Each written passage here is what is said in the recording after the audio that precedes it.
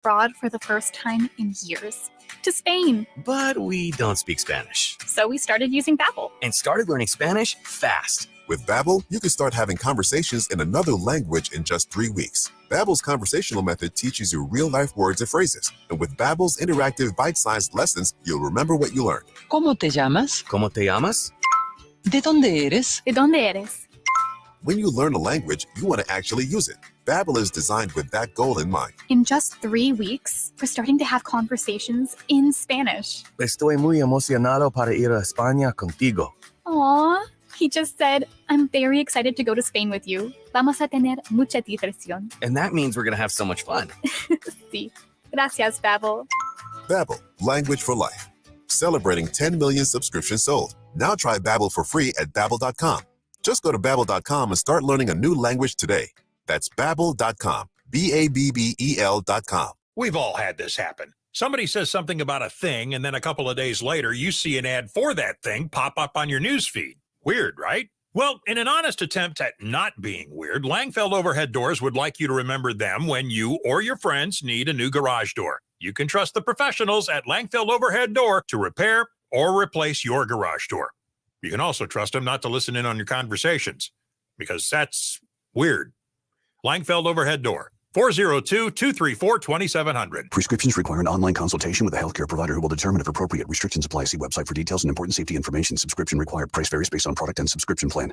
Hey guys, did you know there's a generic form of Viagra that works just the same, but is 95% cheaper? And you can get it online? Just go to 4hims.com/radio. Through Hims, you'll get a free medical consultation, discreet shipping if prescribed, a 100% online process, and trusted generic alternatives to the name brands at up to 95% off. That's right, get generic for Viagra, the same active ingredient as brand name Viagra, but for 95% less. It's the same medication, still prescribed by a licensed medical provider, but with zero copay, no expensive appointments, and no awkward face-to-face conversations. To start your free online visit, you need to go to this exclusive address, 4hims.com/radio. That's 4hims.com/radio for your free online visit. FORHIMS.com/RADIO.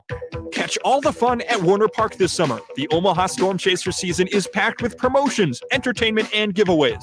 Don't miss the magnet schedule, Runs a reversible bucket hat, black O-Bolt replica jersey, Vinny Pasquantino bobblehead, and throwback fanny pack giveaways.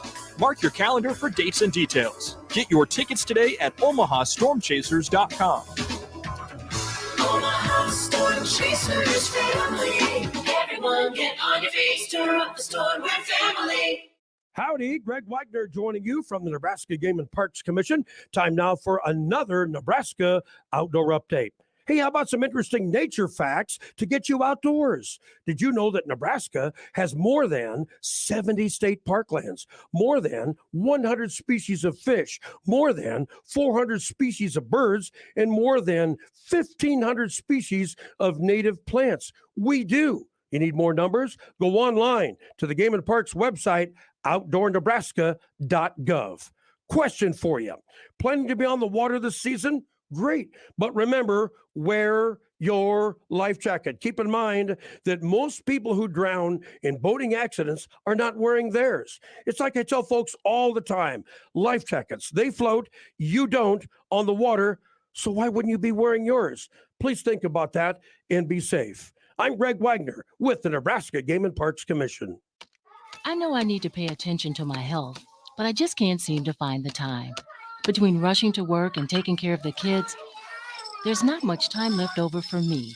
So I decided to start small by eating more fruits and vegetables and being more active. And then I got the family to make some changes too. We started by keeping a bowl of fresh fruit on the counter, and I limit the amount of sweet snacks I keep in the house. I've also found some creative ways to add more vegetables to our meals. We're taking more walks, and on the weekends, we head down to the pool at the rec center. It doesn't happen every day, but it does happen. You don't have to change your entire life to be healthier. Just make some simple changes and include your family. You'll see how easy and fun it can be. You can make a difference. Eat smart, play hard. And when you do, your kids will too. A challenge from USDA. Hey everyone, Josh Peterson here for my friends at Kugler Vision. Let us talk about the 3 most surprising things about modern LASIK at Kugler Vision. The first, how fast that LASIK procedure is. With Kugler Vision's leading edge technology, we're talking just a few minutes per eye. Incredibly speedy. And how about this for number 2? How comfortable the procedure is. So often from their patients, they hear, wait, that's it? It's over? They make sure that you're relaxed and comfortable, as well as knowing exactly what is happening. And this for number 3, how quickly you can get back to normal life. Patients typically drive themselves to Kugler Vision the very next day for their follow-up visit. So you're back in action less than 24 hours later. Kugler Vision right now, they have special pre-summer savings on modern LASIK or any of their other advanced vision correction procedures. If you've ever thought about fixing your bad vision, the Kugler Vision Eye Analysis is your first step. Do so today. Schedule one online at kuglervision.com. What I know about courage, I learned from my adoptive mom. She said sometimes you just gotta hold on and know we'll get through this. Mom, we are so high up. Hold my hand. No, you hold my hand. Here we go. Learn about adopting a teen from foster care. You can't imagine the reward. Visit adoptuskids.org to find out more. I learned patience from my adoptive dad. All he had to say was, Hey, you got this. Just breathe. Hey, we're pretty good. yeah. Might have to start a band. I got it. Learn about adopting a teen from foster care. You can't imagine the reward. Visit adoptuskids.org to find out more. This message is brought to you by Adopt US Kids, the U.S. Department of Health and Human Services, and the Ad Council. I know I need to pay attention to my health, but I just can't seem to find the time. Between rushing to work and taking care of the kids, there's not much time left over for me. So I decided to start small by eating more fruits and vegetables and being more active. And then I got the family to make some changes too. We started by keeping a bowl of fresh fruit on the counter, and I limit the amount of sweet snacks I keep in the house. I've also found some creative ways to add more vegetables to our meals. We're taking more walks, and on the weekends, we head down to the pool at the rec center. It doesn't happen every day, but it does happen. You don't have to change your entire life to be healthier. Just make some simple changes and include your family. You'll see how easy and fun it can be. You can make a difference. Eat smart, play hard. And when you do, your kids will too. A challenge from USDA. Morning, Mama. How you feeling? Great, and I'm ready for you today. I'm checking in on you. Morning meditation? Check. Dressed and ready to work out? Check. Check your blood pressure yet? And check. Boom! Great job, Mom. And about those gold earrings? No, ma'am. Now more than ever, it's important that we protect our hearts and the hearts of those we love. Monitor your blood pressure daily and help each other stay motivated. Rally your squad to take the online pledge at releasethepressure.org. Brought to you by the Release the Pressure Coalition and the Ad Council. Let it fly. Your elevated sports bar experience. KOZ and Bellevue, Omaha, Council Bluffs. This is 1620, The Zone. A crossover is crossover dribble. Sing for the crossover. Kyrie Irving, crossover in the lane. One of the most famous crossovers of all time. Behind the back, an ankle breaker on Chris Paul. Crossover. Double crossover. The crossover continues to evolve.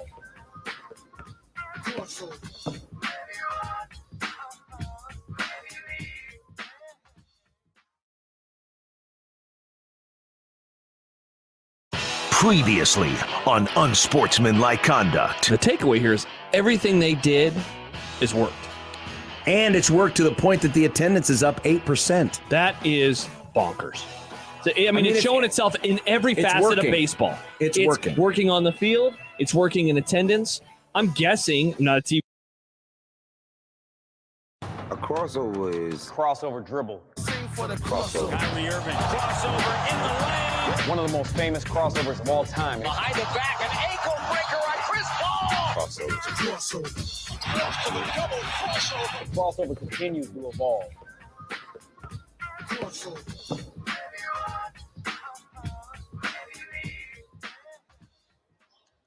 Crossover brought to you by Everlevel Concrete Repair in Omaha at everlevelconcrete.com. As we're hooking up with the guys out there in Werner Park, the Connor Happer Show is going to be doing some historical radio feats today.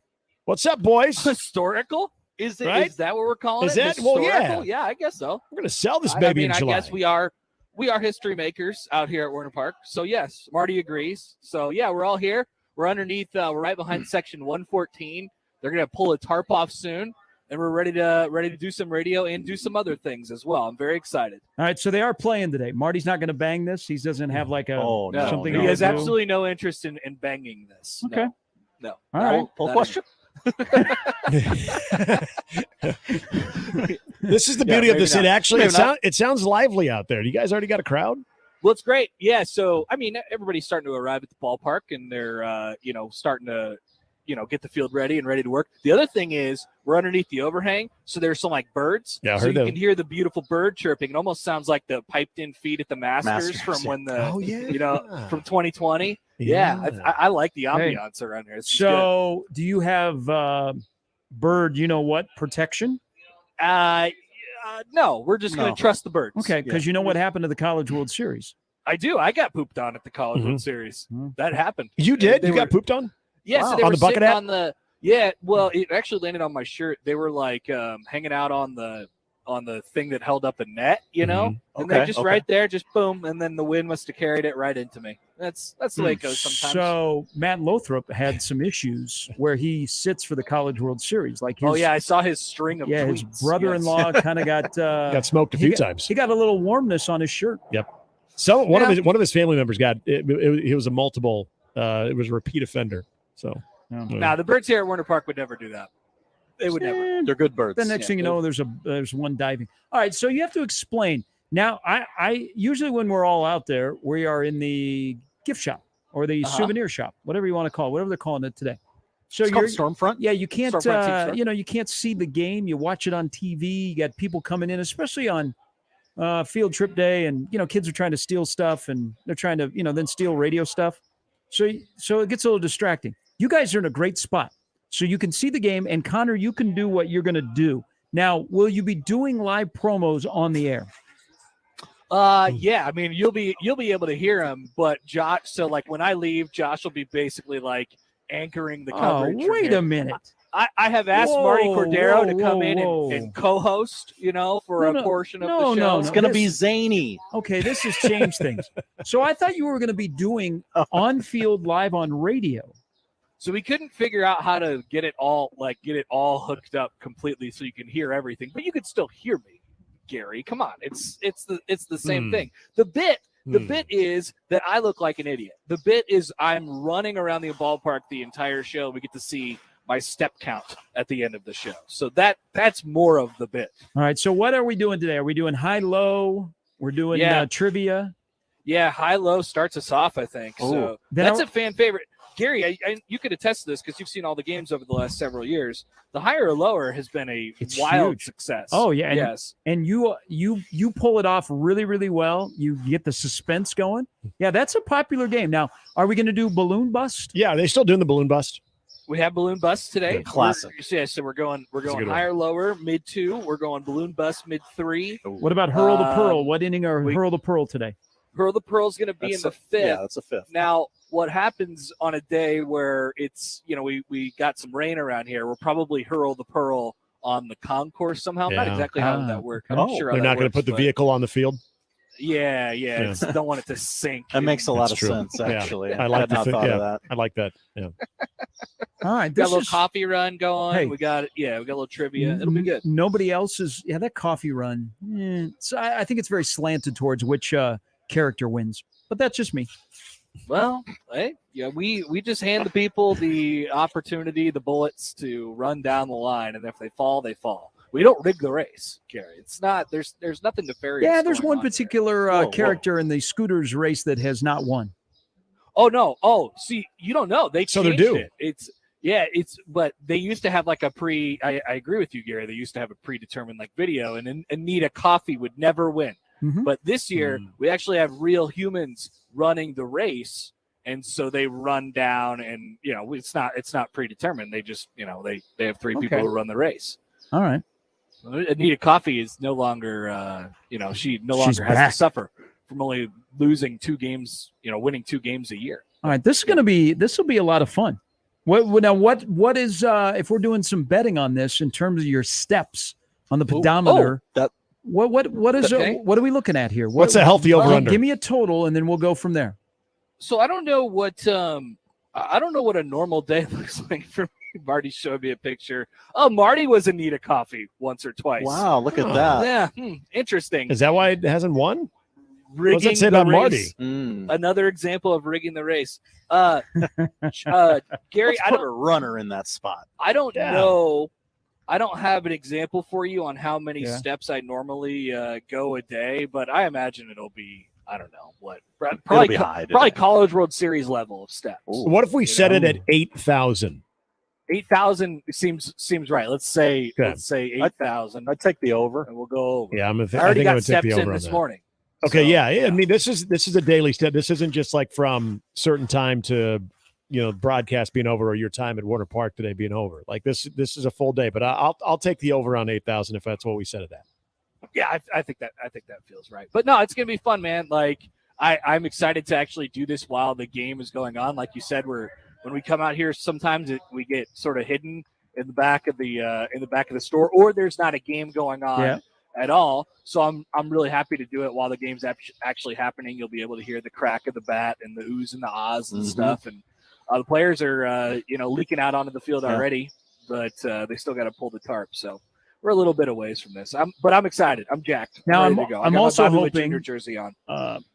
Josh is able to. Josh will be able to hold down the fort. But I hope there's no like breaking news. Like when you're away, all of a sudden there's a major local sports story, and so Josh is fielding calls and talking about it, and you get back and you're like, what's What'd I going miss? on? What's going on? So hold on, I got funny you to mention run. that. We got to go do a balloon bus. I'll be right back. Here, Marty, come here real quick. So let's get Martie Cordaro in here because he told me that the last time. So I asked him, it's like, hey, do you want to do some radio? I don't really have any parameters for it. Let's do it. And you told me a story about how the last time you were asked to co-host a show, you did so with Michael Severe, and what happened on that day, Marty? Well, either it was the drop of the Penn State investigation, It or was. It was. Yeah. or it was the results of the investigation. I can't remember which one it was, but I know it was severe. And I don't know which iteration of the 1 million shows that have been on 1620 over the last who decade knows? of who that his was a co-host shot. was. Yeah. Was that the definitely Louis wasn't- Free report day? Oh no. Yeah, it definitely was a shot, but I don't know who I was subbing for that day, but I didn't sub. We talked baseball for like 5 minutes and 33 seconds of a 4-hour show. And it was fun listening to Michael talk for most of a day. So it wasn't like, all right, we got Martie Cordaro in studio here, the general manager of the Storm Chasers. Marty, your views on child sex abuse? Yeah, well, at least you got to get out there and say anti. Yes. I'm against it. Yes. Hey, out at Werner Yes. Park, Werner Park, we don't allow that kind of stuff. Sandusky, No. not welcome at Werner Park. No, not then, not now, not ever. Banned. Wow. But Michael, we got some great promos coming up. Wait till you see this bobblehead.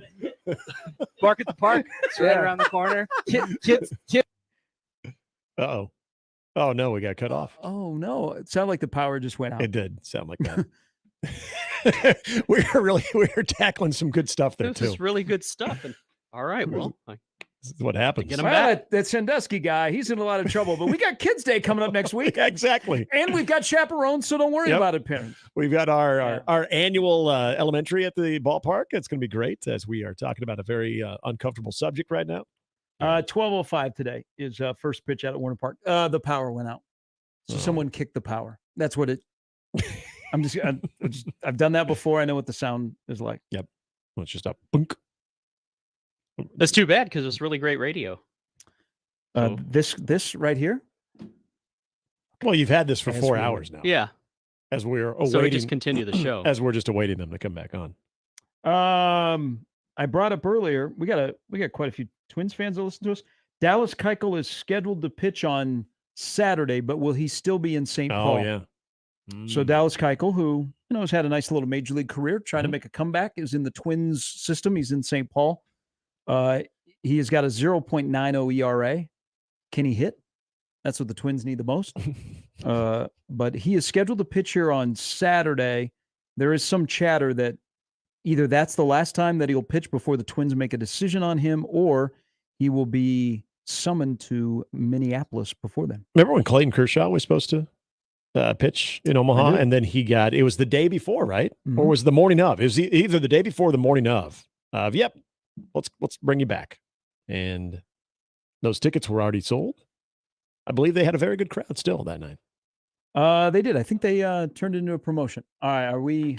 There's they're Gary, back. Nick. They're back. Hey, what's up, guys? Hey, great story. Where have we been? Who kicked it out? I don't know. Marty said. Well, Marty was just saying this is going to be one of the great success stories, and then we probably we cut off. I did.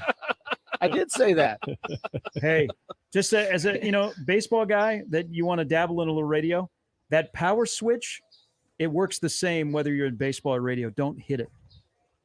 Yeah, I don't think we did, but there's only so many things you could do. So I don't know how long we were gone, but Marty was explaining how this idea came to be, and it basically popped into his head. He told me about it, and I said okay, without even just blindly. I was just like, yeah, let's do it. Why not? And this is what it's going to turn out. Yeah, we to missed be that today. entire breakdown. By the way. We were talking about Dallas Keuchel and see if he'd still be the St. Paul. Dallas Keuchel? What are you guys talking about Dallas Keuchel for? He's pitching Saturday night for St. Paul. Yeah.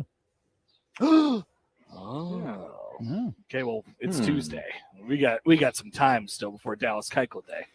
Well, the idea today is, we talked about Dallas Keuchel will be pitching, and you can obviously come see him Saturday night. But this is Gary. This is a promotion. I love it. This is exactly. These are ideas. These are minor league baseball guy and girl ideas. So it's gonna be fun. It's gonna be fun watching Connor up and down the stairs, and it's different, something different. It's gonna be good. Can we do this since we aren't gonna have Hurl the Pearl on the field, so we can't have Connor in the truck? Can we put Connor in one of the outfits? Yes.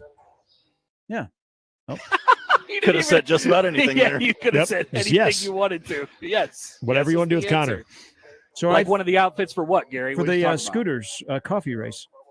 But there is no outfits anymore. There's no. It's changed. I told you this earlier. There's no outfits anymore. We just give the people aprons and they He's run down from the corner. Yeah, They're but servers. Let's bring back what happened to the steak? What happened to the corn? Let's bring those back. Yeah.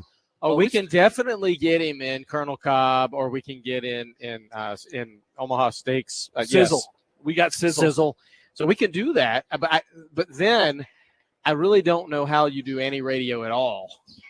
Well, you could be. If I did you could be on the radio field as a steak. You could be on the field as a steak, and then come back to the radio spot still as a steak. Yep. Yeah. Oh, I need pictures. That needs to go on the gram. Put a But headset that on. mystery is gone. Got to get these YouTube clicks up. That's true. Yep. But then people know what the steak is. I don't want people. We gotta It's keep not the like mystery taking alive. it's not like taking the head off of a mascot and freaking out kids. The It steak's wasn't not the same. The No. steak, the steak has been retired for a while. Sizzle's around. Yeah, Sizzle's around pretty much every game. So I think that was my own personal preference. That thing should be retired. To freak you out. Yeah. Just a So blob of that's the rundown. That's what the plan is today. The plan is there isn't much of a plan, and I'm very excited about it. Are you throwing out a first pitch? No, I got to Okay. announce the first pitch. Oh, that's I gotta right. Say, Okay. Yeah. Our fine, lovely people, one from the Omaha Public Library Foundation and one from Nationwide, is going to throw out first. Only pitches two today. first pitches today? Two first pitches. That is anti-minor league baseball. Oh, We're supposed to have 20 a game. Come on. What are we doing? You're not wrong. That is. You're not wrong. It's a light The day. other night we had 9, I think, and I thought that was about right. Yeah, I lost that battle about 4 years ago. One of our promotions manager that's moved on was like, we have too many first pitches. I'm like, what are you talking about? So they No have such cut thing. back on them. There is no such thing. I agree. So maybe next year it's bring back the first pitches. There you That's go. maybe that's a flag. On my Make way. first pitches special. Yes. Make first pitches great again. There we go. That's what we'll do. Exactly. That sounds like a slogan. Just that think, wanna Marty, go if you with put for that sure. on a hat.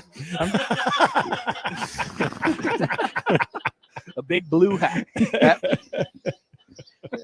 Well, good luck. This should be a lot of fun. Hopefully, the weather's going to be fine. The ball game will start at 12:05. Oh yeah, it's the Royals and the Twins, and I'm sure there'll be a lot of people there. This will be a lot of fun.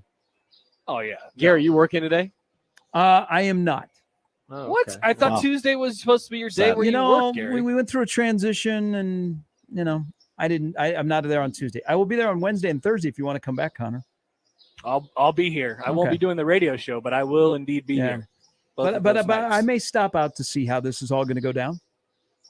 Okay. All right. You like train wrecks too. That's cool. Hey, we Grab all a corn dog? Hey, Who we, doesn't like a good we, train we wreck? all stopped to watch the train wreck go by. Yep. Oh, there's no doubt. Hmm. All right. Well, All right. you guys enjoy the rest of your afternoon. You as We'd love well. to see you. We'd love to see you out here. It's gonna be a lovely day. You can come out, watch the baseball, and watch me run 15,000 steps. So All right. Hey, Love it. have fun, you two, and have a great time out there at the ballpark. This is a wonderful idea. All right. See you guys. All right. See you, boys. That's the crossover brought to you by Ever Level Concrete Repair in Omaha at everlevelconcrete.com. We'll come back and start this off next on 1620 The Zone. Previously on Unsportsmanlike Conduct. The takeaway here is everything they did is worked. And it's worked to the point that the attendance is up 8%. That is bonkers. So, I mean, it's it's showing itself in every it's facet working. of baseball. It's working. Working on the field. It's working in attendance. I'm guessing, I'm not a TV ratings guy, but I'm guessing the postseason is going to have an uptick in viewership. Unsportsmanlike Conduct with John Bishop and Josh Peterson. Weekdays 2 to 6 on 1620 The Zone. Your Omaha area forecast presented by Funplex Water Park and Rides from the KETV Newswatch 7 Weather Center on 1620 The Zone. Your Tuesday morning forecast would include areas of showers and thunderstorms throughout mid-morning. Temperatures will maintain in the mid to upper 60s. For this afternoon, mostly cloudy to partly cloudy conditions. Afternoon highs approaching the upper 70s and lower 80s. In Omaha, I'm tracking a high of 81 degrees. Showers and thunderstorms possible by Wednesday afternoon. I'm meteorologist Anthony Copeland for KTV News Watch 7. The Zone Hotline is powered by 42 Degrees. The Source. By your mom's house. At Werner, we believe that average is for other people. We were founded in 1956 as a one-truck company, growing to the industry-leading truck and trailer fleet we are today. Werner delivers superior truckload transportation and logistics service to customers across North America. We have more than 14,000 talented professional driver and non-driver associates who keep America moving.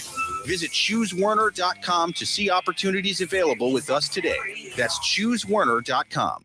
The Zone Inbox is brought to you by Equitable Bank. We take banking personally. Email me, Connor Happer, with the Connor Happer Show at Connor, CONNOR, at 1620thezone.com. Send me your love, your hate, and maybe a few hot takes. The Zone Inbox, presented by Equitable Bank. Happy birthday to us. That's right. We're turning 50 this year, and we're celebrating with you. Introducing my new birthday cake streusel, topped with vanilla cake and crunchy streusel, a swirl of white icing, and showered with rainbow sprinkles. Paired with our classic combo, the one that started it all, and your favorite one-topping pizza. Happy birthday feast. Enjoy one today. Godfather's Pizza. Do it. Join us on July 22nd from 4 to 11 at the Ralston Granary event for one of the greatest team-ups of all time, beer and barbecue. Lagerfest 2023 brings more than 20 Omaha area breweries serving their most crushable craft lagers in partnership with the Ribstock Barbecue Festival. Omaha's premier barbecue event combined with delicious local brews. You can't beat it. Don't miss Ribstock and Lagerfest's family-friendly event July 22nd from 4 to 11 at the Ralston Granary Event Center. Visit ribstockbarbecue.com.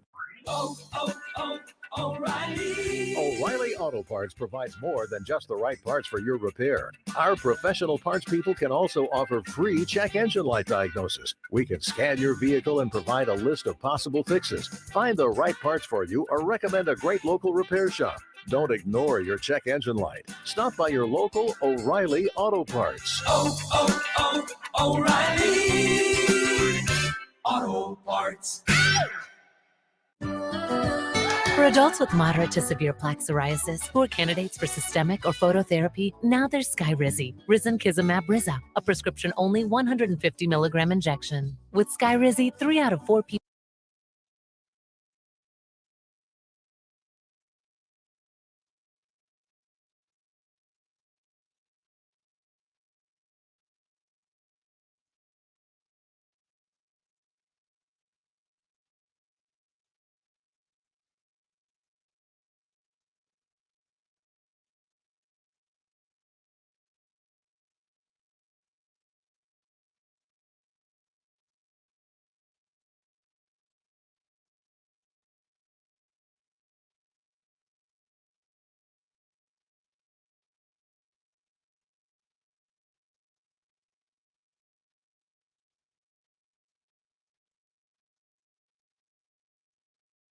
It's the Connor Happer Show with Connor Happer and Josh Otson. Let's get ready to rumble. Licensing of the phrase "Let's get ready to rumble" just over the last 7+ years internationally is grossed approximately close to $400 million in retail sales. Really? You guys look like, what do they look like, Jimmy? Dorks. They look like a couple of dorks. On 1620, The Zone.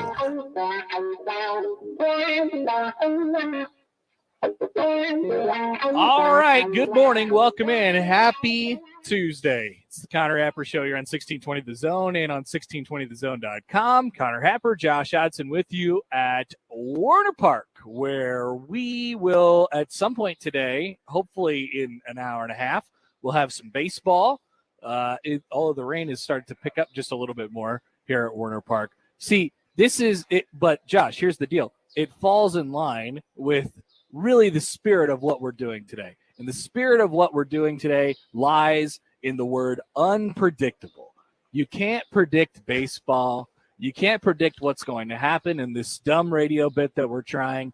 And you certainly cannot predict Mother Nature. Anything can happen today. I don't think Mother Nature will stand in the way of us playing baseball today. And I don't think, in as of right now, we're going to start at 12:05 here at Werner Park. But, you know, you never know. So, hello, welcome. Please join us out here at Werner Park when the gates open just here after 11 o'clock. And come watch some baseball with us. Come watch me be an idiot. Whatever sort of attraction you are looking for today, you could probably find it. There's food, there's baseball, there's me looking like an idiot, there's beer, there's dumb games that we're going to end up playing. So we got a little bit of everything going on here today, and I'm excited about it. And if you're wondering, this is very unique. It's a Tuesday. It's a Tuesday, July show. What else are we doing? We're gonna we would sit back in the studio and talk about the same things that we're going to talk about out here anyway. Yeah. So why not put a little bit of weirdness into it? The weird staple. We'll sprinkle a weird. The weird stamp on the show. And if you're at the office today, you're like, Connor, I'm working. I can't go to Werner Park. Well, this is going to be fun for you too, because I will be here narrating what Connor's doing, wondering where Connor is, scrambling. Yeah, we'll play a game of Where in the World is Connor Happer. We'll have some guests on. We'll be laughing at the things Connor's doing, and we'll weave in a normal radio show. I was told that Ellie French specifically requested that she come out to the game today, even though it's a little bit of a drive for her. And she said, I have to be there. I can't miss Connor looking like an idiot in life and in real person. Yes, she had to laugh at you in person, she said. That's exciting. I mean, if that's the attraction, if that's what gets you out to the ballpark, then we're very, very happy to oblige you in that category of things. Up until I probably got to do my first thing a little shy of 11:30.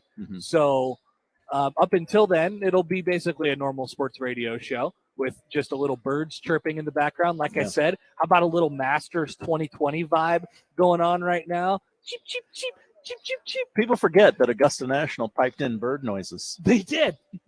And by the way, do they still? Do they keep that going? Or I do would they bet feel they like still. they don't need it anymore because I don't know where the birds may have gone during 2020. Birds are back. Was that a thing during COVID? The birds left as well? Because I don't think that happened. But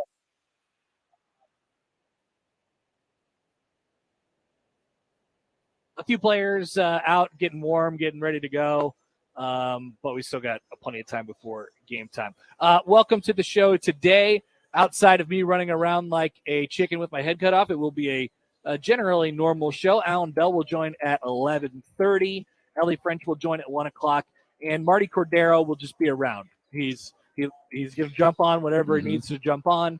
I got Star Wars questions. So he is technically a guest on the show as well. The lineup is powered by the rooferees at John Higgins Weather Guard. If you'd like to get in touch with the show, we'd encourage you to do so. Josh will need some company when I'm out and about. He always has this loss of sense of direction whenever I'm not here to guide him. So he's like, "Where do I go? What do I do? What do I do?"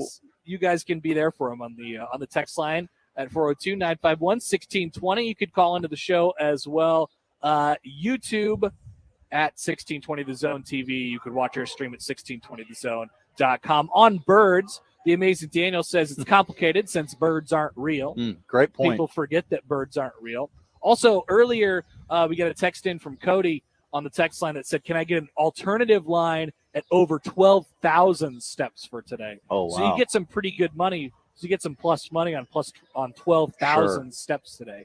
I suppose I could check just to get a baseline of where we're at right now. Yeah, So what are you at for the day already? I could do that, but it's just I would have to. Mhm. I don't. As the wind picks up here. I know it's hard for you At to Werner believe Park. this, Josh, but I rarely. You don't know where your fitness I app rarely is. ever click on my health app.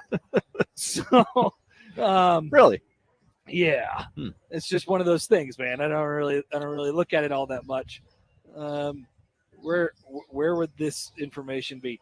Well, it's somewhere in the depths of my phone. Okay. Oh, how about health? Yeah, that looks like it could work. that'd be my first guess. So far today, 2,239 steps. Okay, All right. long way to 12,000. Yeah, I mean, I'm averaging, just for your reference, I'm averaging just over 4,600 steps per day. That's not very active. It's not very active. Very sedentary. Yeah, I'm and worried that's- about you. Really? No, Wait, how many steps do I need to be? I don't know. Oh, okay. I think like the manufacturer's goal is 10,000. 10,000? Yeah. Oh, I'm right? less than half of that. I'm less than half of a real person. All right. So I imagine that I'll be up and over my normal today. Sure. In fact, I'm already halfway there, and it's 10:30 in the morning. So you can send an email as well, Connor at 1620thezone.com on the Equitable Bank inbox. Did I miss any other ways to get in touch with the show? I don't believe No, so. I think that is it. Plenty to talk about today. Man, this conversation really exploded yesterday. NFL running backs and their sort of dilemma right now is 3 prominent running backs failed to reach long-term deals yesterday. They're going to be playing on the franchise tag this year. Nobody likes the franchise tag. No. And this has been this is not a new conversation. Obviously, it blew up yesterday simply because there was, so much of it happened all on the same day with Tony Pollard and with Saquon Barkley and with Josh Jacobs yesterday. Thank you, Josh Hodson. Solidarity with my fellow Joshes. And this has been Kareem Hunt and Ezekiel Elliott and Leonard Fournette and Dalvin Cook have all been released in the last year. Is Ezekiel Elliott employed? No. Okay. No. Okay. He is not at the moment. The last time he was employed, he was wearing a Cowboys jersey and was playing center and got jacked. I don't say that as a shot to the Cowboys. I literally just remembered in real time. No one signed him. It's just funny. He got, that's the last time we've seen Zeke. And he was playing center. And he got just creamed at the end of the playoff game. So we'll talk a little bit about that today. We'll dive into that conversation. Also, NFL quarterback talk. The NFL. So we're talking NFL quarterbacks and NFL running backs. Is it preseason yet? Yes, I think indeed it is. We'll talk about another budding rivalry for Coach Prime. Oh, our guy. Coach Prime has not responded to this because he does not talk about people who he deems to be lower than him on the food chain. He also doesn't talk to reporters at all. No, he does not. But I think in his mind, he views every single college football coach to be lesser than he is. Sure, I could see that being the mentality. Maybe with the possible exception of Nick Saban. Mm-hmm. So we have a potential Brett Venables beef incoming, which is really exciting. Also from SEC Media Days yesterday, we have a impending disaster at Texas A&M, which I cannot wait for. That's going to be fun to watch, everybody. And a couple Husker football topics as well. And I think Shohei Ohtani will probably get mentioned on this show. Oh, good. Too. I like him. Did you see he had another home run last night? He did. Did you see he bat flipped? He bat flipped. He doesn't bat flip much. No. But let's start by talking about Shohei. Good form. He doesn't bat flip much, and it's usually very subtle. But I have noticed now he's hit 35 home runs this year. He is starting to get a little bit more eccentric with his bat flips. Feeling himself. Yeah, and as he should. He's extremely good at baseball. There's not a player in the game that's better than him at baseball right now, whether it's the hitting side or the pitching side. But he has 35 home runs. He had his 35th home run last night, and he he really let one go. He bat flipped, and by the way, it's not like it went that far over the fence either. It was it looked like a no doubter, but it really only carried slightly over the fence. He is getting he's getting into himself. So 35 home runs. Here's another. Every single night, there's a great Shohei Ohtani stat. Yesterday we talked about the one where he leads the league in home runs and OPS and also batting average against as a pitcher, which is just unbelievable to think about. Ohtani's 35 home runs are one more than he hit all of last season already. He stands fifth. He's got the fifth most home runs through a team's first 95 games this century. Now, this century included still a good portion of the steroid era, Josh. Barry Bonds had 42 home runs in 95 games in 2001. Shohei Ohtani right now is 35. Luis Gonzalez had 37 in 01. Chris Davis had 36 in 2013. And Aaron Judge had 36 last year. What are you implying? I'm not implying anything. Okay. I just wanted to put him in his place historically. Okay. Where we stand right now. I'm implying nothing. Not all those guys are roid guys. Just Barry. I don't know. Unless you want to give an opinion on Luis. Do you think Luis Gonzalez was on roids? No, couldn't have been. Yeah, I want to say no either. He would have been better, right? He's pretty skinny. Yeah. Usually those guys really beefed up pretty good. I'm not sure. Remember when he beat the Yankees in the World Series? Little bloop. There it goes. 19 of Ohtani's 35 home runs have come over his past 31 games. He's hit 19 home runs in the past 31 games. And it feels like every single night he is due to do something special. And last night was yet another one of those nights. All the while, at the same time, you have the Angels on the other side of the visiting New York Yankees, who are plummeting to their eventual death last place this year. Yes, and so you had the rest of baseball tends to wake up when the Yankees are like, oh my gosh, the rest of baseball exists. Yeah, that's what Yankee fans think of baseball. So right about now, they're like, oh man, the Yankees are trash. Let's see what else is going on. Perfect. This is the perfect intersection. Shohei Ohtani is dominating the sport like very few people have ever done before.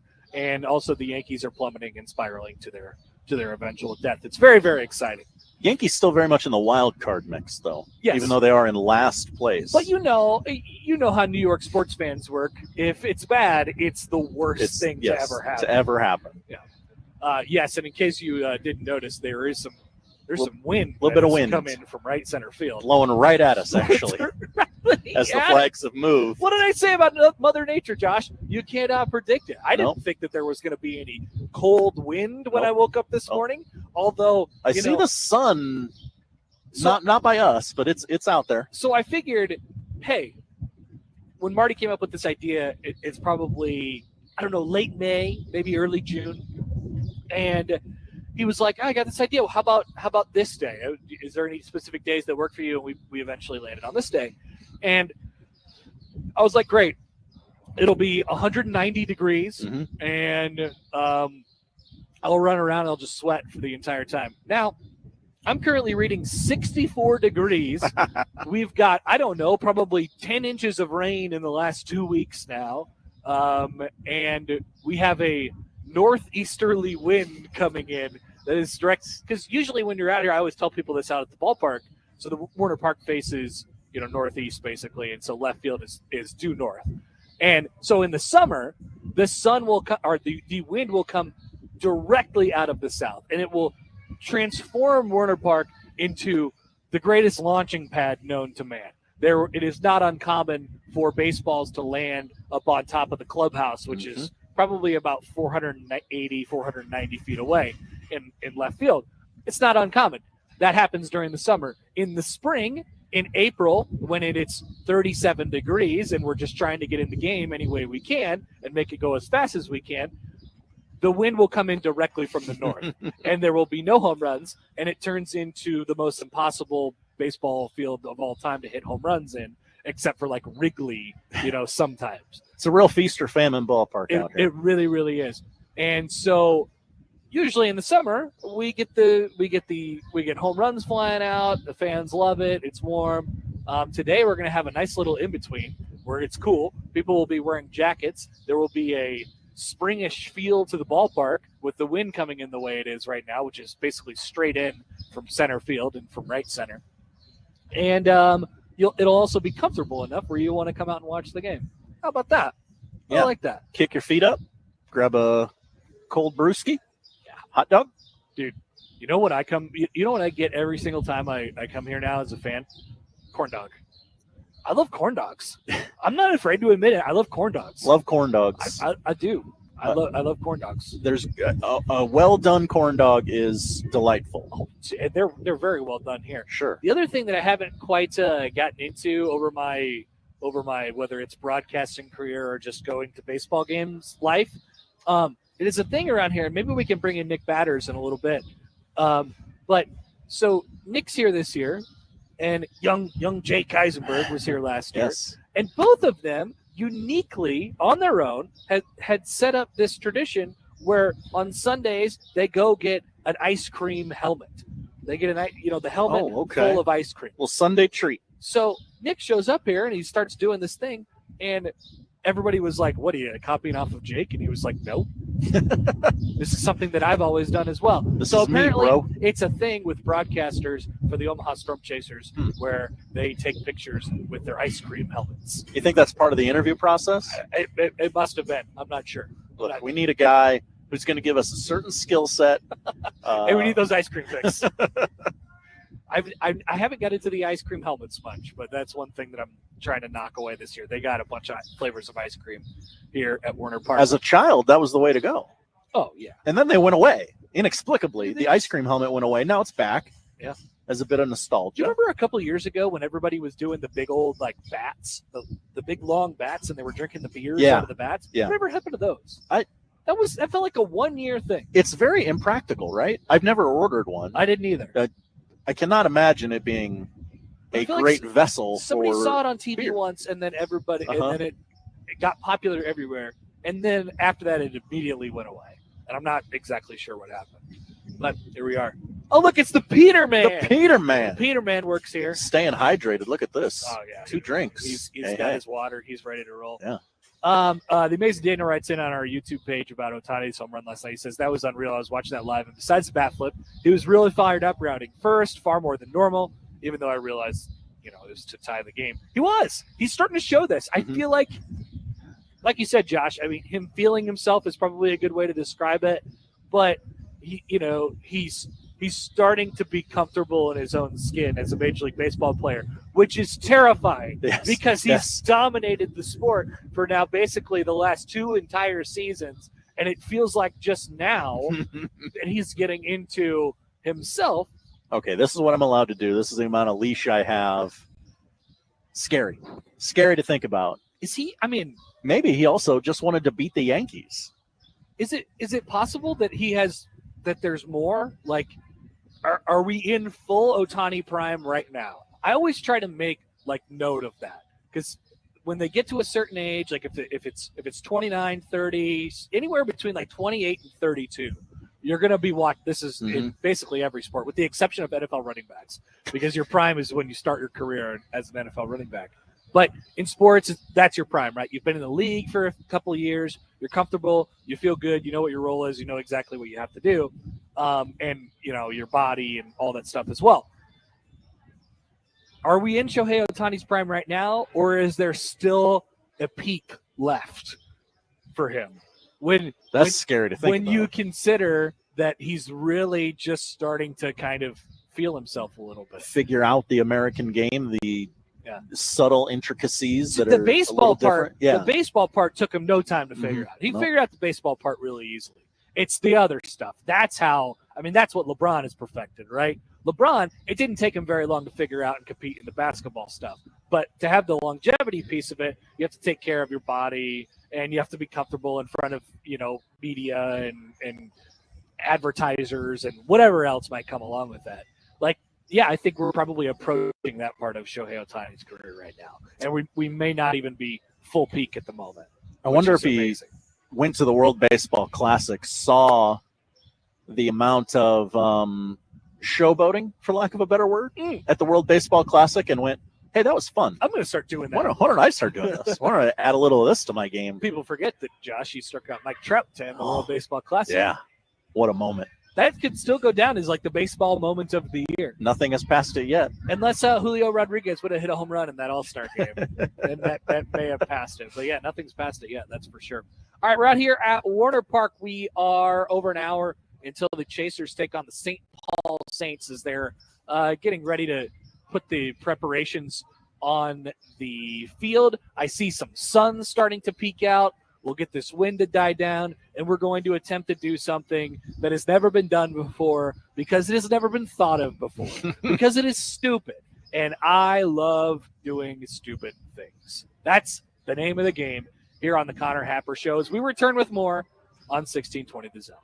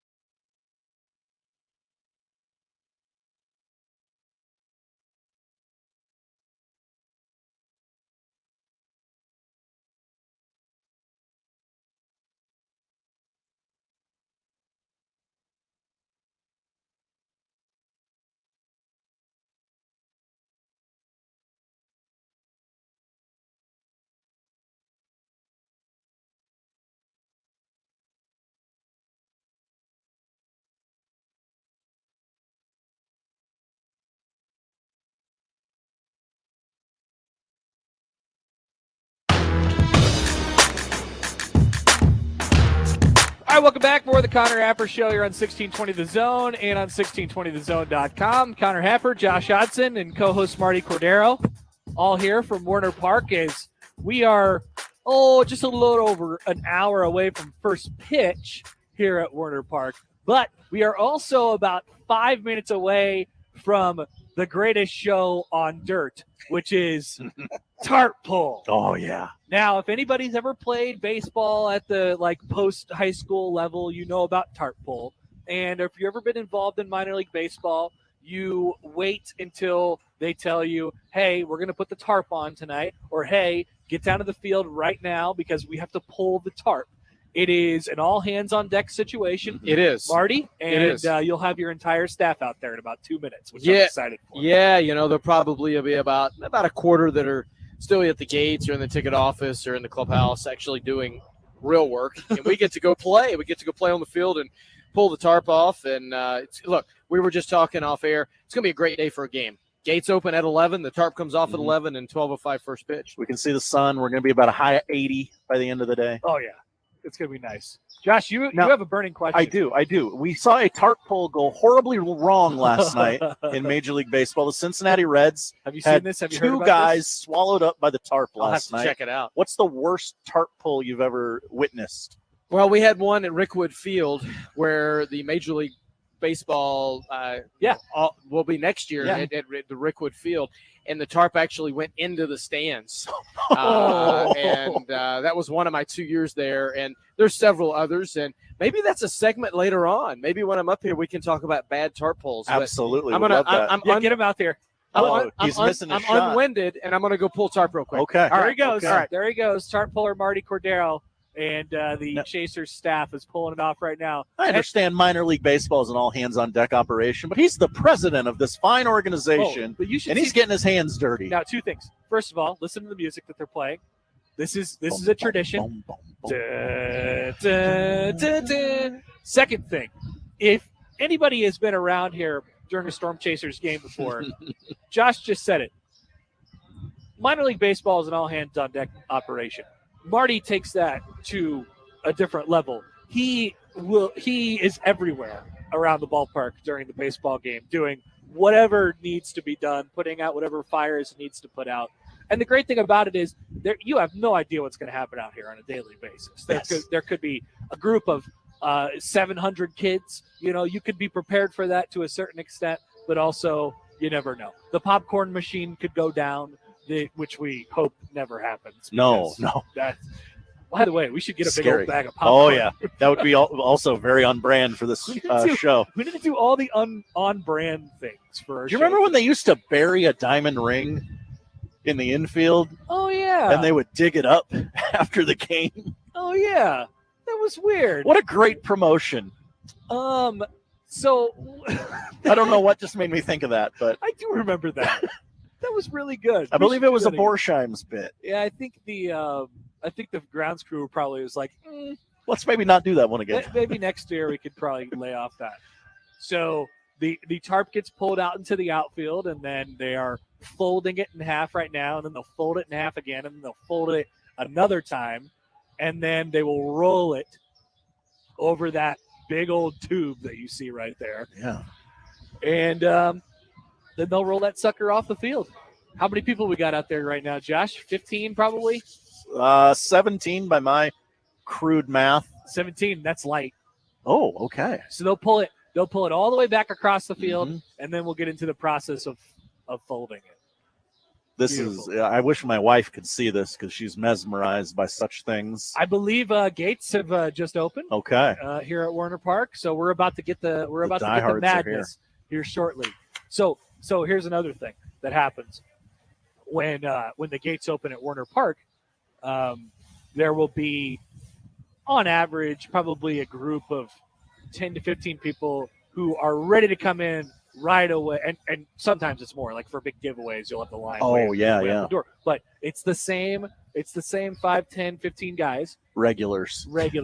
And what they'll do is they'll come in and they will do a couple laps around the stadium, and they will look for any baseballs that have been hit out during batting practice. Oh. Now, most of the time it's been cleaned up already. What they will find today as they walk in, there was no BP. No. Because there was some significant rain before the game. There was no BP. So they will come up empty on their ball search today, but then they will sprint down to that left corner where the clubhouses are, and they'll Okay. stand there and they'll wait for autographs. That's the sponsored. I forget the sponsor. The autograph. The autograph seeking corner, whatever it might be. Yeah. Great idea. Again, minor league baseball, full of great ideas. Hey, everybody stands at this little bridge to get autographs. Let's sponsor the autograph bridge. Perfect. A majority Sold. of the ideas come out of functionality, Yes. Josh, which is, I mean, that's really speaking my language there. All right, so the gates are open here at Werner Park. They'll be playing 12:05 baseball today between the Chasers and the St. Paul Saints. All right, we talked about Ohtani. We're going to talk NFL quarterbacks. By the way, quick other baseball thing. Did you see that yesterday Jeff Passan broke his back? I did see this. Jeff Passan, MLB, ESPN, breaking news man. He was like, hey, sorry I haven't been on Twitter lately. A tree fell on me. And I broke my back. I broke my back. But don't worry, these Twitter fingers still work great. And a lot of people learned that Jeff Passan lives in Kansas City yesterday. Yes. Did most people not know that?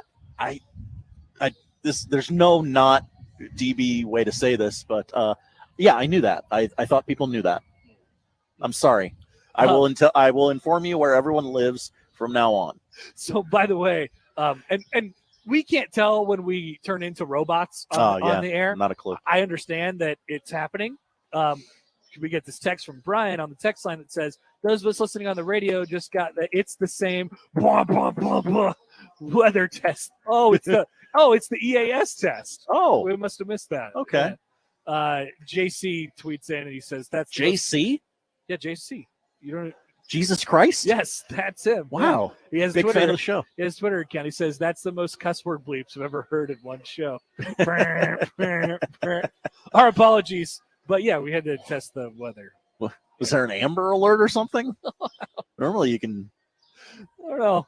Huh. What's going on here? Usually you can kind of abort those. But, it's all good.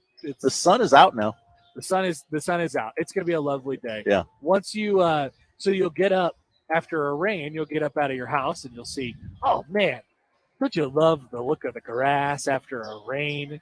And then you'll come out to Werner Park and you'll say, oh yeah, I really love the look of the grass after a rain. And that's our field is nice and green today out here at Werner Park. All right, so let's talk about this potential new incoming Deion Sanders beef. Okay. That we have. Actually, Jimmy, if you're paying attention, if you're there, which I'm not sure if you are. Or not, Oh yeah, he's there.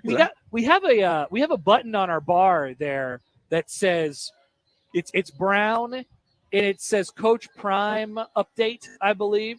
If you could find that, hit that. I wouldn't mind having that. Let me do this again so we get a clean take. But we know what we want and we're gonna get it. I'm a head coach. We sold out. Good, bad, indifferent, whatever angle you take, it helps. You best be settling in now, partner, because it's time for another Coach Prime update. Young folks got a saying now, I'm him.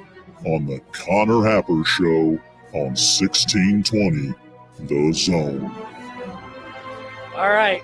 Coach Prime's got dust-ups everywhere he goes, and he doesn't even have to go anywhere to have college football coaches talking about him anymore. It may be safe to say, Josh, that Deion is living in a lot of college football coaches' heads rent-free. Wow. He may be rent-free. He is doing some unorthodox things with his football program. I'm not sure if you guys have noticed this, but there is a lot of new football players on his roster. So Big 12 Media Days is going on right now, and Brent Venables has a big year 2 in front of him at Oklahoma. And he was asked about his approach as it pertains to the roster movement. And he didn't really do much with his roster before his first year, but this year he kind of has. And he was asked at Big 12 Media Days about his approach, and he said, quote, he gave them 12 months of grace. He gave Oklahoma players in their 2022 debut. The Sooners stumbled to a 6-7 finish, losing their first losing season since '98, and then 21 players transferred in the offseason. Venables didn't seem to have any regrets with the way he handled business. Quote, I gave guys 12 months of grace. I was unlike Deion. Venables told KREF 94.7 FM, which I think Tyler does the show down there on the ref down there. Yeah. I gave guys 12 months of grace to figure it out. Here's 3. Go to class, live right off the field, and when you show up here, you show up with respect and appreciation with your opportunity. If you go 0 for 3 for 12 months, you need a fresh start. So we help 21 guys, give or take, find a fresh start. But you heard it. He did not keep Deion's name out his bleeping mouth. Now, the question will be, and it's really not much of a question in my mind, Deion will not be responding to this. As we said before, Deion doesn't get baited into stuff very much. His response to, hey, did you hear these comments from Brett Venables, will be somewhere along the lines of, who is Brett Venables? Yeah. That would be my guess. I'm focused on Colorado. I'm focused on Coach Prime. So he says, quote, Venables on his roster, we're another year in establishing our standards, our culture, and our values. That matters. A year ago, I challenged guys. I wasn't like Deion and gave guys a bunch of pink slips. So he's saying that's the way Deion did it. That's the way it worked for him. And he's just doing it a little bit. He's doing it a year later.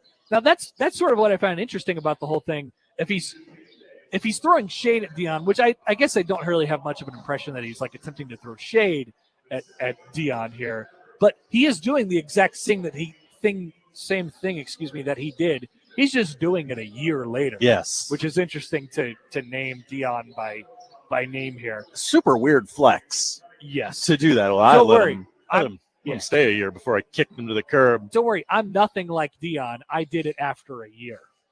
Like, I don't know, man. What, you should have just done it before year 1 then. I thought this roster was good when I got here, so I let them stay for a year and found out that they were very mediocre. Right.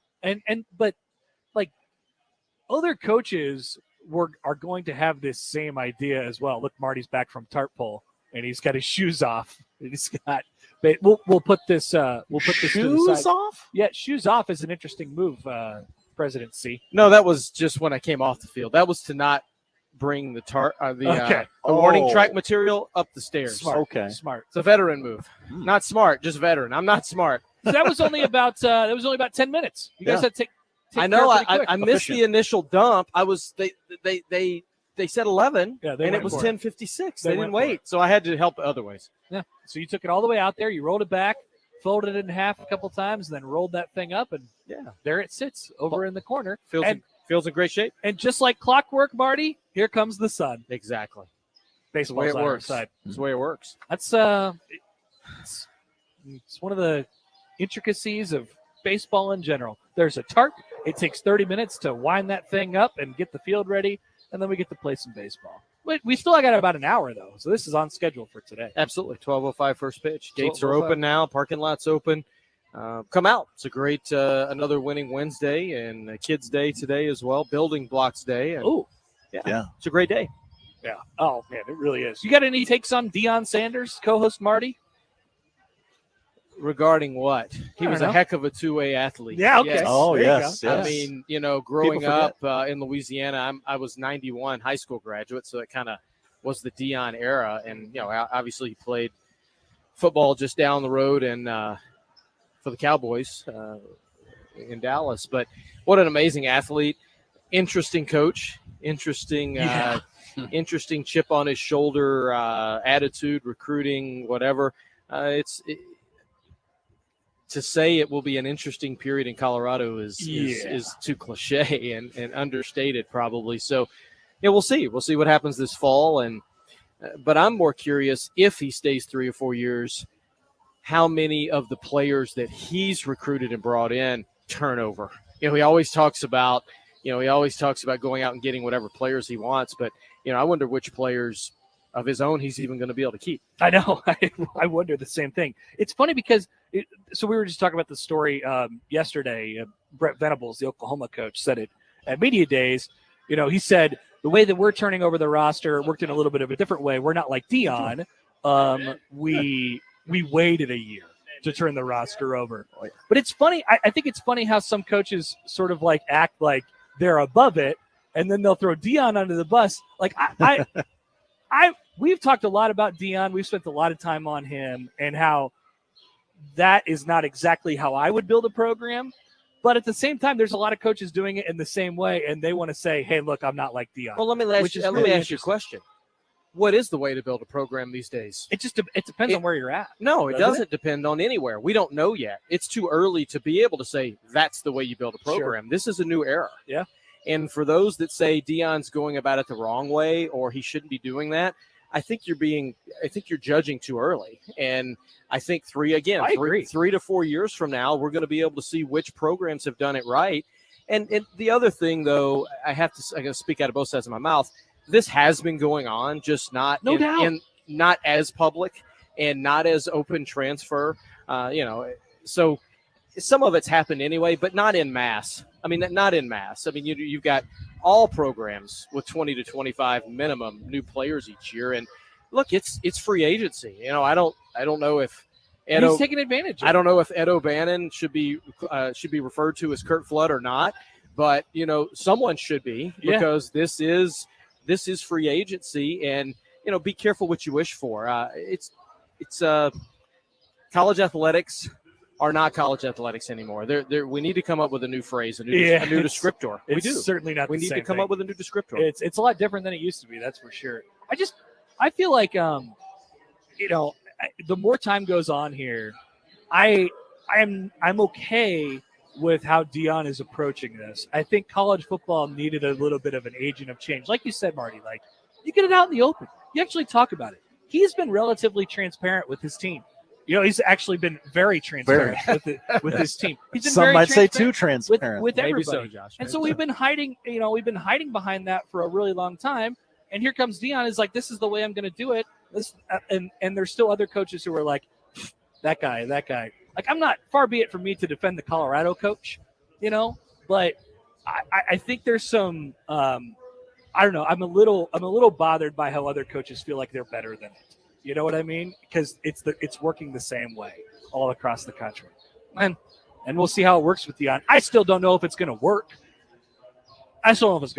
I don't have a lot of high expectations that it is going to. Colorado in major college football is not the SWAC. No. And again, it's very different. Growing up in North Louisiana, being in the same parish as Louisiana Tech and Grambling State, I saw the small schools. I watched in person Jerry Rice play at Mississippi Valley State, both at Louisiana Tech and at Grambling State, which I cherish that. Yeah. So small schools, while they can compete on a one-off basis, you can't day in, day out, year in, year out. And it's just going to be different for Dion. I understand he played at Florida State. I get that. But playing and coaching 30, 35 years apart, just different. Very different. The margin for error is too small at the level that he's at right now. And that's why it may not work ultimately. But yeah, it's certainly an interesting time for college football, and Dion might be the right guy at the right time.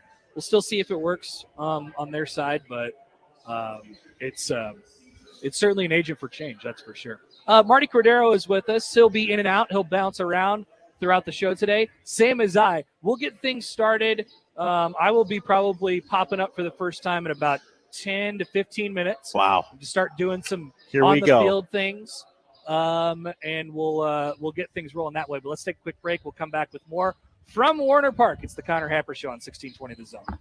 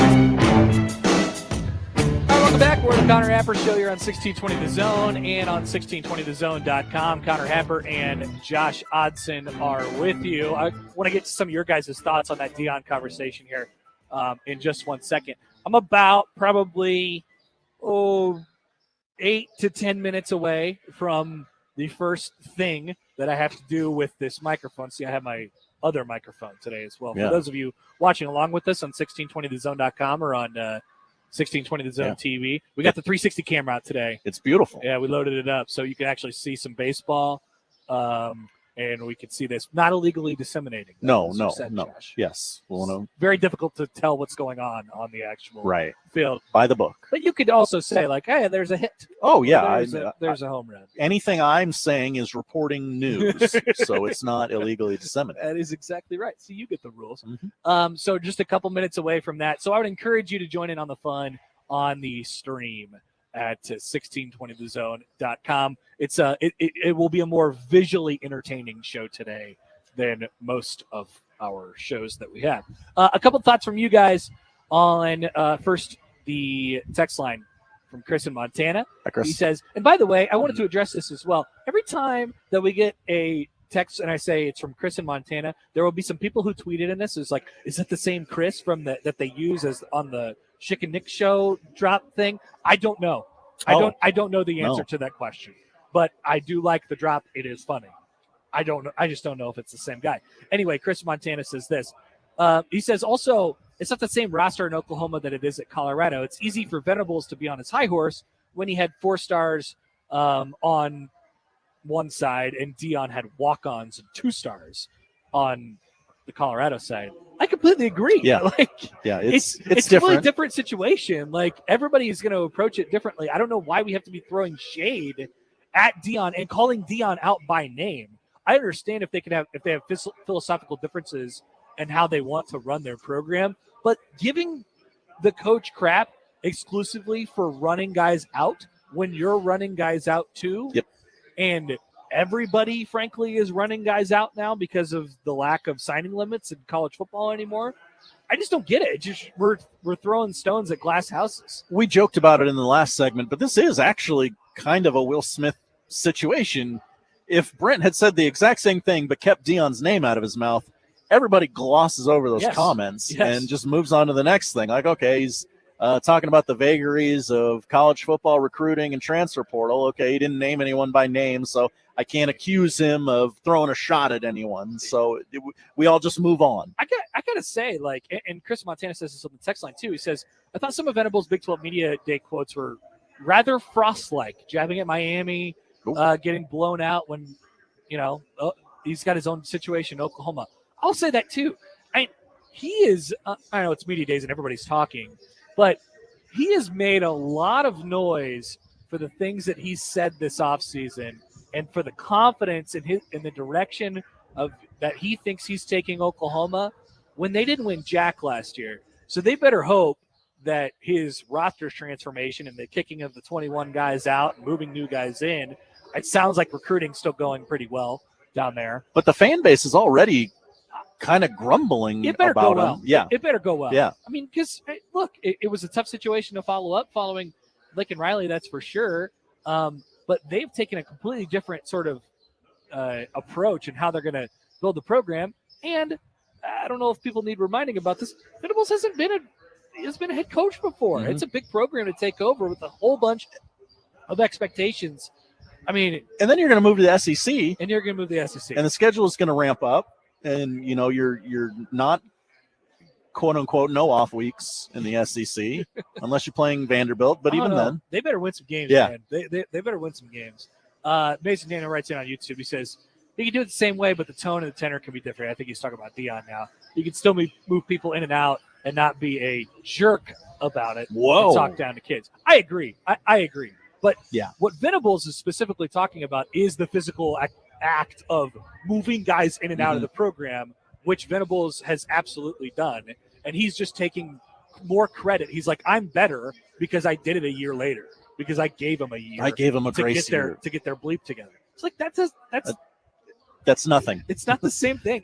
And by the way, what Dion is doing by moving people out and in even though it's talked about like it is, it's not a crime. No, it's not a crime.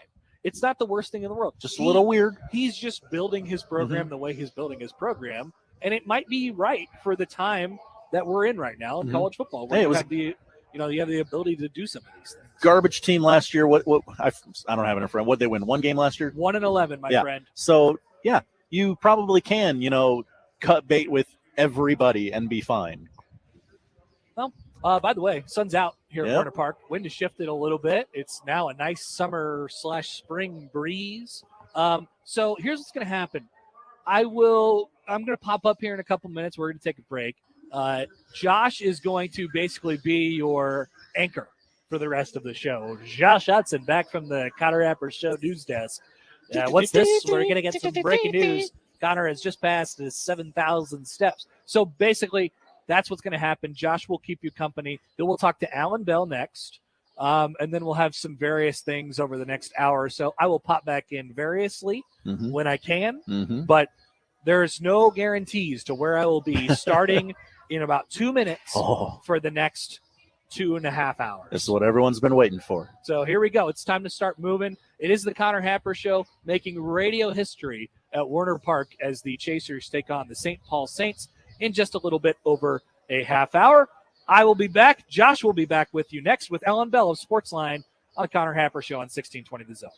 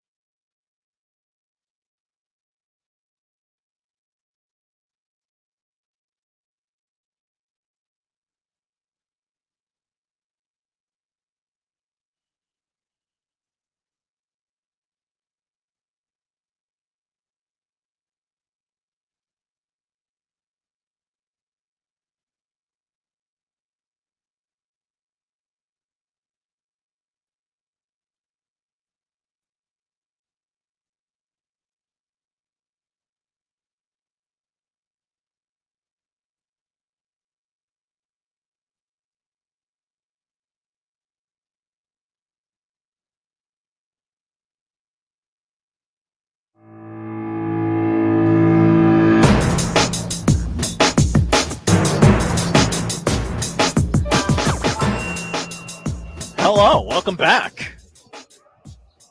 Connor Happer Show. Josh Odson with you. Connor has left. He's abandoned me. He is walking down the steps of Werner Park to do his first. What is his title? Martie Cordaro, president of the Omaha Storm Chasers, is with me.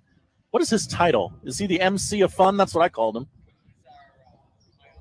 Oh, let me turn your mic on here. I don't know why Connor turned it off. Probably just because he wants to be the voice today. No, Yeah, he's on-field MC, and he gets that title that you threw out there. That's not bad either. On-field director of fun, creator of fun, whatever. That'd be cool. Yeah, so he's going to welcome the people to Werner Park, and then he's going to run back up here. Jimmy, you said you have Allan, right? I'll just produce this over the air. I don't really care. Yep, he's ready. Okay. We welcome in from Sportsline, Allan Bell. He is, I call him the gambling guru. I give people titles, apparently. That's one of the things that I do. Allan, welcome. How are you? Hey, let me say this. First off, thanks for having me back. Second, I respect you handing out the titles because you know what? Without order, there's chaos. All right, so you're doing a heck of a job with it.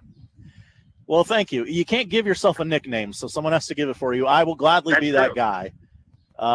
Allan helps us each and every week. You can follow him at Allan Bell 247 on Twitter. Allan, I got we always got questions for you. That's how these interviews work on the air. I guess the big story today is the NFL running backs not getting paid. I guess, first of all, what's your take on sort of the league in mass saying we don't need to pay running backs even if they are elite at their position? Yeah, it stinks. I get it. It's not fun when you're part of the group that your position has been devalued. Welcome to life. You know what I mean? Like I don't know what to tell you. Like you're in a wrong place, wrong time. I guess you know what I mean. But for a long time in the NFL and in football in general, wide receivers were out there to block, right? Because all you did was run the football. It's cyclical. It'll come back. It stinks for these guys. But I'll tell you this.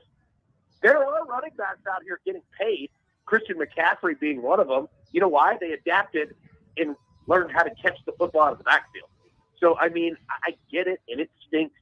But, hey, I mean, it's life, man. Like, there's not much more you can say. And there's nothing that they can do because you're fighting the market, and the market usually wins. Is there a way that we can use this knowledge to our advantage and betting guys like Saquon Barkley over unders? Does he have something to prove? Is he going to sort of be lackadaisical this season? Is there something we can use? Well, I'll tell you this. I don't think anybody is going to be lackadaisical, right? Like, I mean, these guys are professionals, and they also know that there's nothing that you can do, right? So you're just either going to have to accept it and do your job or move on. And I don't think any of these guys are going to do that, right? What I will say is this, though, is start to pay attention to running backs that do start catching more passes out of the backfield. I'll give you a perfect example. I'm here in Nashville. Look, Derrick Henry over the last year and a half has been learning how to catch passes out of the backfield, right? Because he sees it. Hell, he's right? throwing them too. Yeah, 100% he is. He is. But yeah, like I would pay attention to that, man, because somebody, especially the younger guys, right? Because they're going to see and they're going to have people telling them, "Hey, if you want to get paid, watch Christian McCaffrey." Like that's the model of what this position and where the maximum dollars are going to be. So I would pay attention to teams and offensive coordinators that start to put that wrinkle in. And yeah, like the books won't catch up.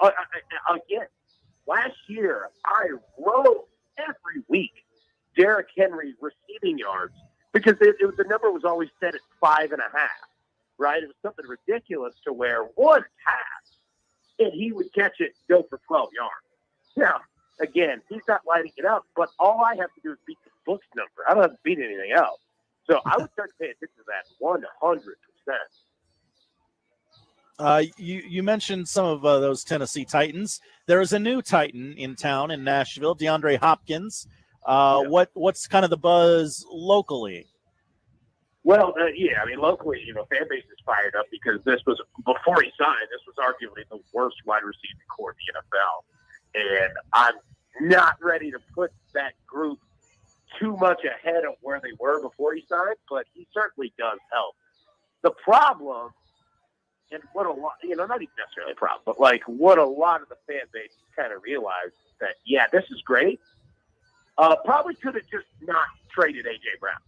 Right? Like, I mean, this is really just trying to fix that problem from a couple years ago. And, yeah, so, I mean, it certainly helps. Nobody's upset about it, obviously. But, I don't think it changes much for what this team is going to be. They've got problems across the board offensively. And until they fix that offensive line, there's not going to be a whole lot of time for Ken to throw it to DeAndre Hopkins. So, yeah, do that too. Allan Bell joining us here on the Connor Happer Show. Shifting gears to baseball, I am at a minor league baseball park here in Omaha, the Omaha Storm Chasers. Connor is running around doing on-field work for them right now. I'm decked out in Atlanta Braves gear because I am a bad partner to the Omaha Storm Chasers. I'm going to see the Braves in Boston a week from tonight. Well, there you go. There you go. Allan, all season long, has been making fat stacks of cash, betting on the Atlanta Braves, home runs, overs. He's just cashing checks left and right. So let the audience in on your strategy betting the Atlanta Braves this season. Yeah, they're basically like a college baseball team. Like, they just smash, man. Like, they just get up and hit. And this team is so much fun. They're the highest scoring first inning team in Major League Baseball. You look across the board, like, we play props on them a ton.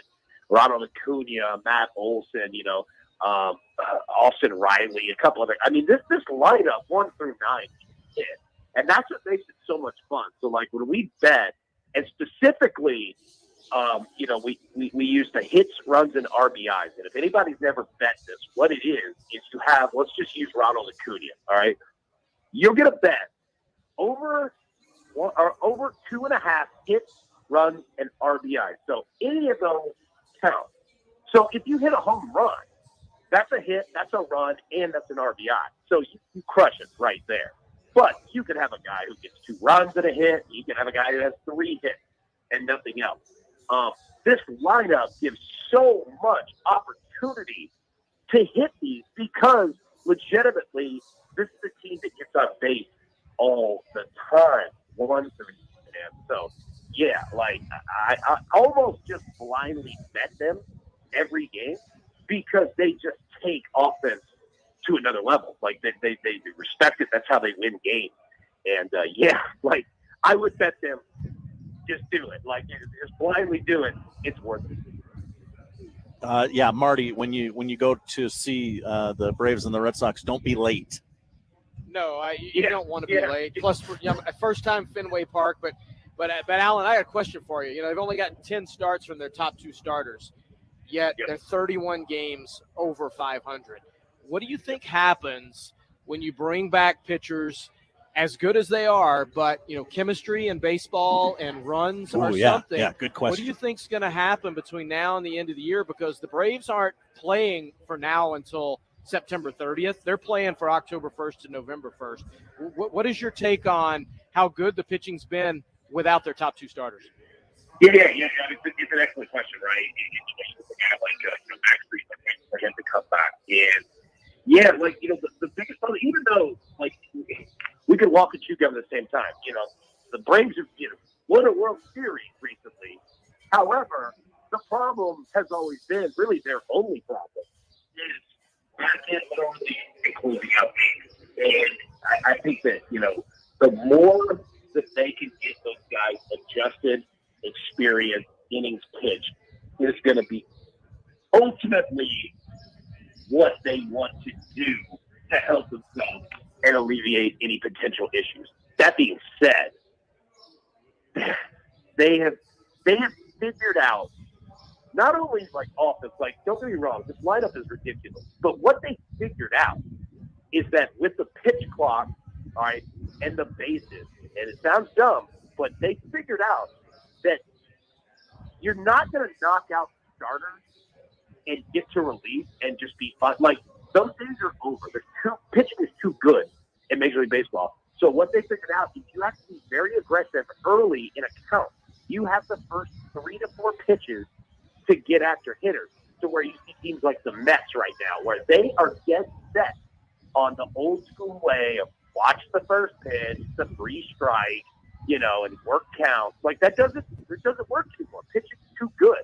That's why the Braves, they focus on being absolutely aggressive in the first 3 pitches, because that's when you have your advantage against the pitcher. You take them out of their sequence of what they want to do, and it's just hell once they get 1 or 2 runners on. So, yeah, man, like, the pitching for sure, that's a thing.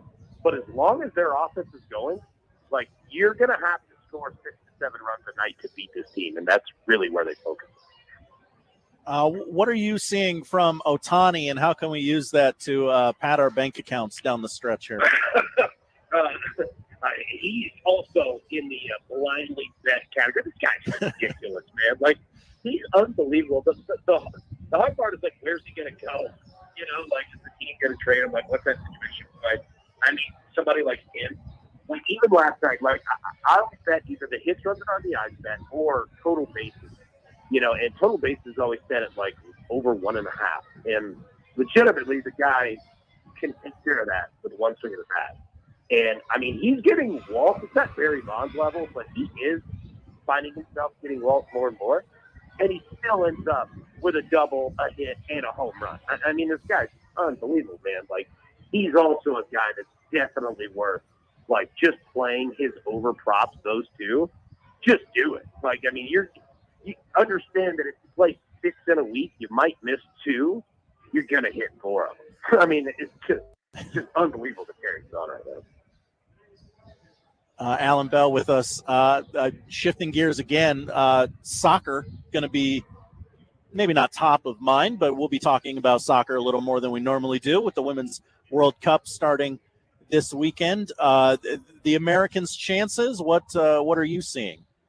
Yeah, I mean, anytime that the women's national team is going, like, they're going to be in the mix to win it all, right? And the fun part about them, too, is that they certainly focus offensively. Not that the men's national team doesn't, but in the women's game, you generally see higher scoring. It almost has more of an MLS feel than it does an international feel, and I think that's why they've caught fire so much. Not only the talent level, but the excitement level.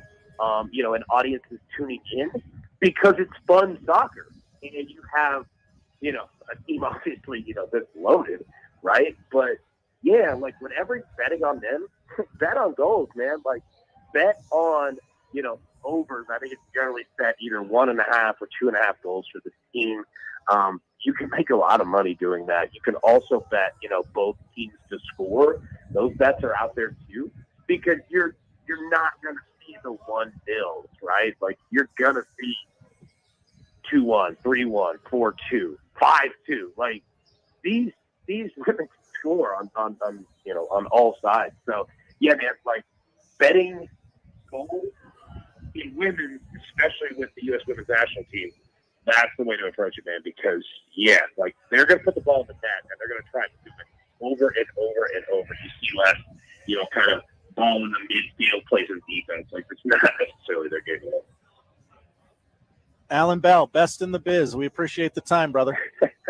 Man, I appreciate you guys, man. Hey, keep giving titles out. We need it. I appreciate that. I'll cook a couple up and send them your way. Please, sir. Please, All right. He's Allan Bell. We got the Connor Happer Show live at Werner Park today. We are about 15, 20 minutes away from first pitch. Connor is on the field with the first pitch participants. I'm sitting next to President Martie Cordaro. Martie, what are we about to see from Connor here today? Because he's not here, so you can say that you doubt his abilities to do this radio stunt that we're calling it. Well, I don't doubt his abilities. Okay. I have to give confidence to our guy, and for 16-20 if we're pulling this off. But looks like we're about to have a couple first pitches. The grounds crew just finished watering the infield. Some of the coaches for St. Paul are coming out. Chasers are in home whites today. A lot of times on day games we're in powders, so home whites, and we're getting ready for first pitch. And you're right, just about 15 minutes away. There's a crowd starting to come in. A few kids from day game, but with kids' day game. But look, it's a great day at the ballpark. You have to eat lunch somewhere, whether you're at home or whether you're working. Come take an hour and a half out of your day and come spend some time with us at the ballpark. That's an excellent point. You do have to eat lunch, and there's a lot of great food options There here. You is. can get a hot dog. Connor suggested the corn dog earlier. Corn dogs are good. We've got the Papillion Taco guy is new this year. We still have Papio Pit Barbecue. We have hand-dipped ice cream for the second time this year. And if you're going to get a hot dog, though, I would go with the jalapeno cheddar sausage. It's excellent. Okay. Just it's not spicy. It's just got a little bit of a bite. And, of course, you can't go wrong with a funnel cake. Can't go wrong with a funnel cake. Never. My favorite is cinnamon on top, not the powdered sugar. Oh, that's another veteran move from Martie Cordaro. So this is what we'll do. We'll take a break. We'll come back. We'll do the odd news. Marty, are you going to hang out for that? Are you going to let me fly solo? I'll come back. Okay. We got some fun stories next here. Connor Happer Show live at Werner Park today on 1620 The Zone.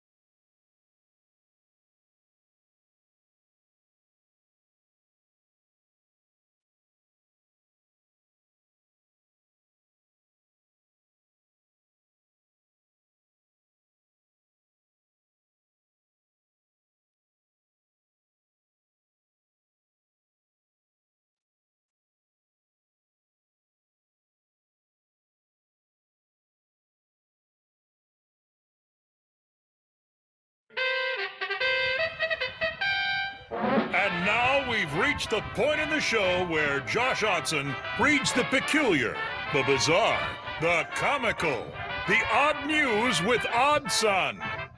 Odd news, Odd Son. See what we did there? The odd news with Oddson. All right, Connor Happer Show live at Werner Park. Connor is on the field right now, still warming up those community organizations. First pitch, Marty checked the ticket line during the break there. We are all set for baseball here in, my math is terrible. I don't know, 10 minutes? We'll call it that. Yeah, we'll go with 10. Well, let's say 14. 14 minutes. 14 like minutes. that. Everything's very prompt here too. That's what I like about that. They say 12:05 first pitch. It's gonna be 12:05 first pitch. Usually. A lot of times it's 06 or 07. Oh. But 05, we try for our guy Nicholas Batters, on the broadcast, and we try to be close to it. But honestly, though, it's not our game ops staff. In most minor league ballparks, the issue isn't game ops, it's the starting pitcher.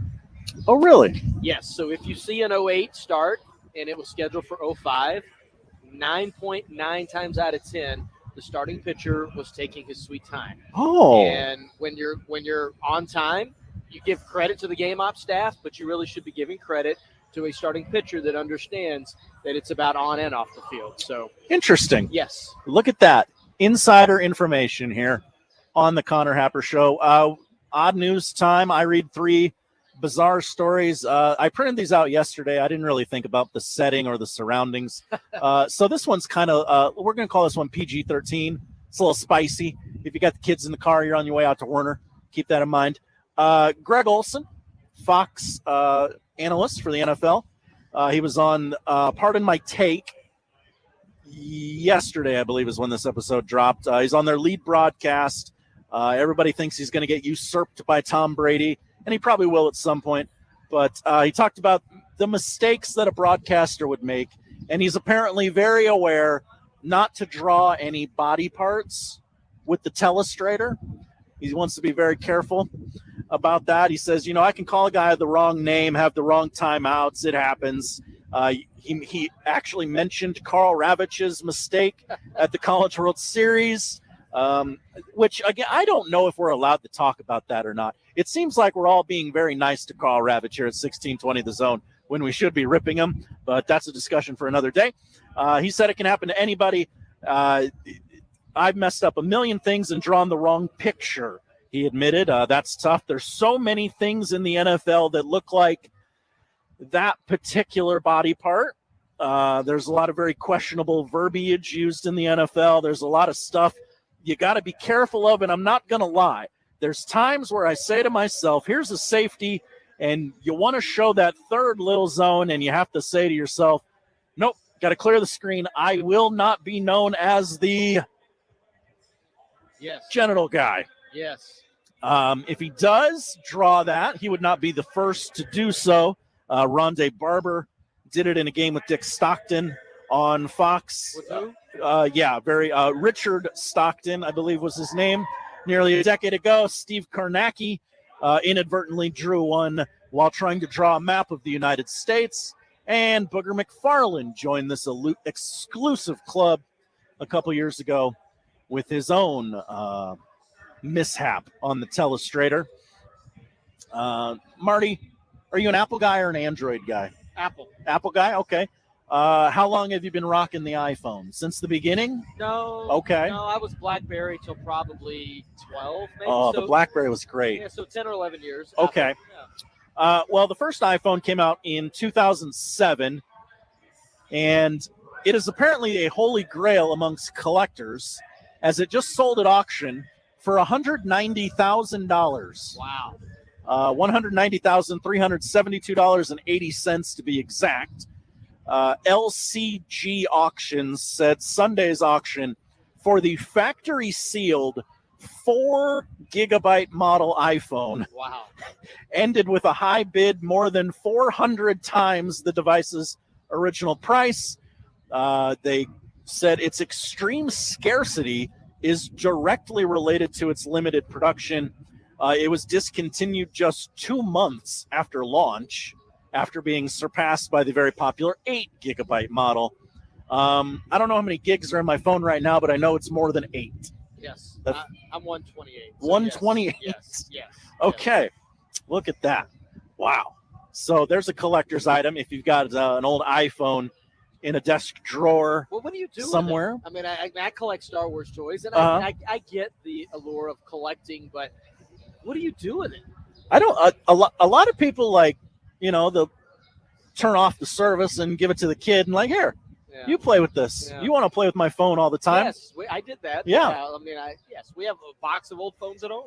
Connor Happer of the Connor Happer Show. What's up, homies? Joining us. First of all, how did it go? How were the first pitches today? There was 3 strikes. Oh, look 3 at strikes. Marty, I don't know, but it feels like we're on a really good run of first pitches. They take it seriously. That's why we need more. I agree.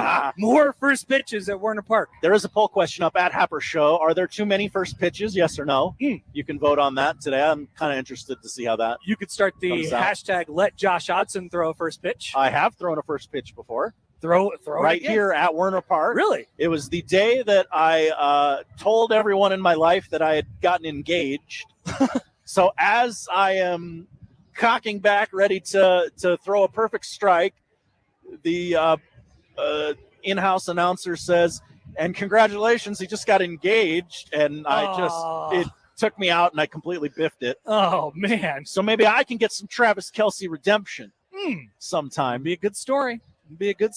Connor, do you have an old iPhone?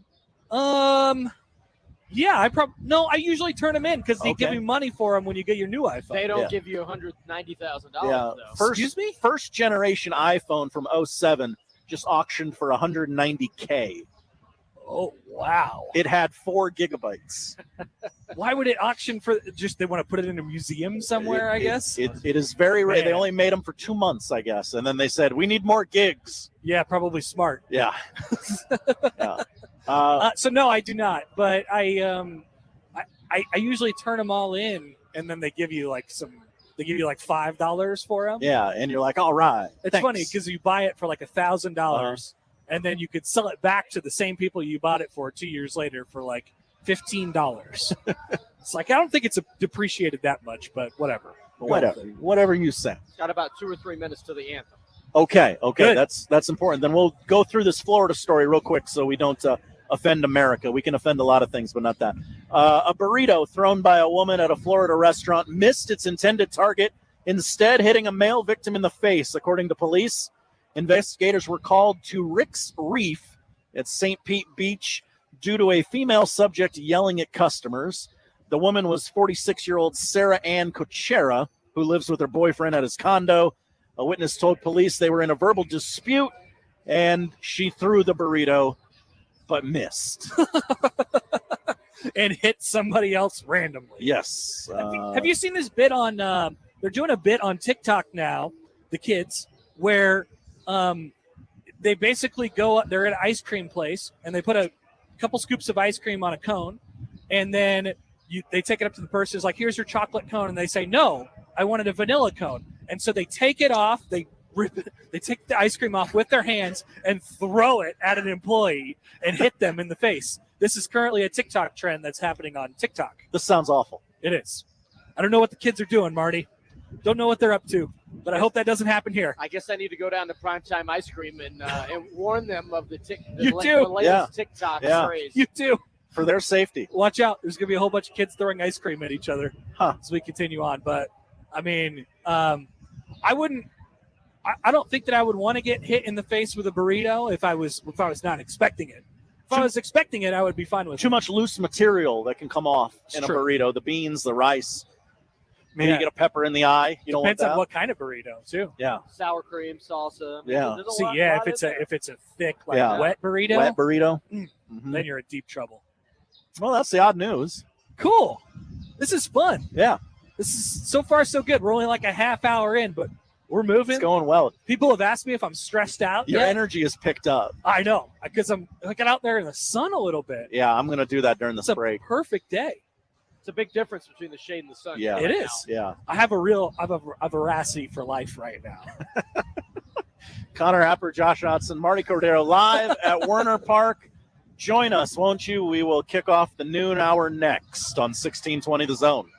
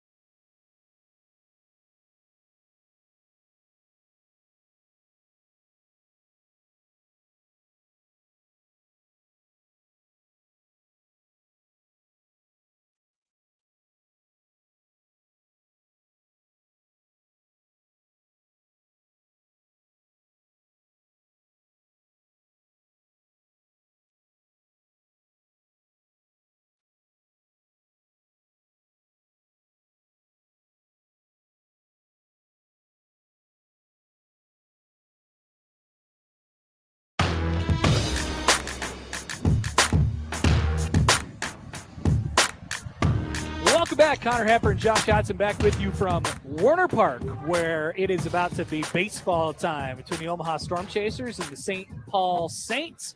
First pitch is coming up here in just about a minute or so, as they just got the national anthem done with. I have done a couple things on the field already. I'm looking forward to doing more things on the field. Yeah, so we're on the air. We're on the radio right now. We're on the air just a little Just doing bit. a show. No, you're fine.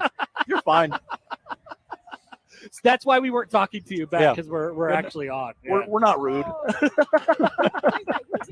I apologize. I didn't even see you. I'm just an oblivious male, man.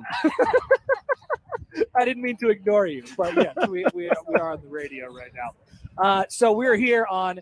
This is Connor Happer. I'm Connor. I'm Josh. This is Josh. We're on 1620 The We're Zone. on 1620 The Zone. On your AM dial. We're talking about sports, and I will be running the games in between the innings. I'm doing both at the same time. Yeah. Well, you can have one if you'd like. That's what they're here for. Please. Yeah. Yeah. Now we're interested. Now we're cooking. I got I don't know how many different sizes I got here. We are officially underway at Got Werner one right Park, as there. I heard the crack of the bat. There you go. Connor's handing out Enjoy. T-shirts. Does that work? Does that fit? Medium?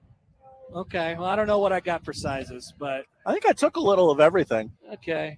Well, you got another medium. You know what? Come back around in a little bit. All right. We'll get you traded out. All right. We'll be a little more prepared next time. Yeah. Don't worry. Yes. Thank you. Here we are. We have baseball. It is underway. The glorious pitch clock. Yes. We also have. So this is what is it? Tuesday. It is Tuesday. So I believe that means we are full on ABS today, Josh. Oh. Are you ready to see the robots in action? Look at that. That was a punch out. That was a robot strikeout right there. Robot strikeout. Ump was only there to do the animated. So did you notice what happened?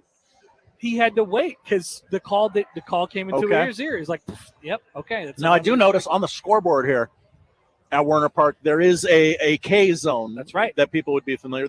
That was not here when I went to the game on a Sunday.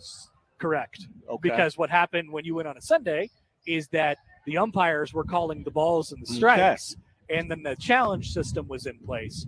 Then they put the K zone thing up on the scoreboard to make sure everybody was right and stuff like that. Sunday, if you happen to be out here at Werner Park watching the Chasers versus the Indianapolis Indians,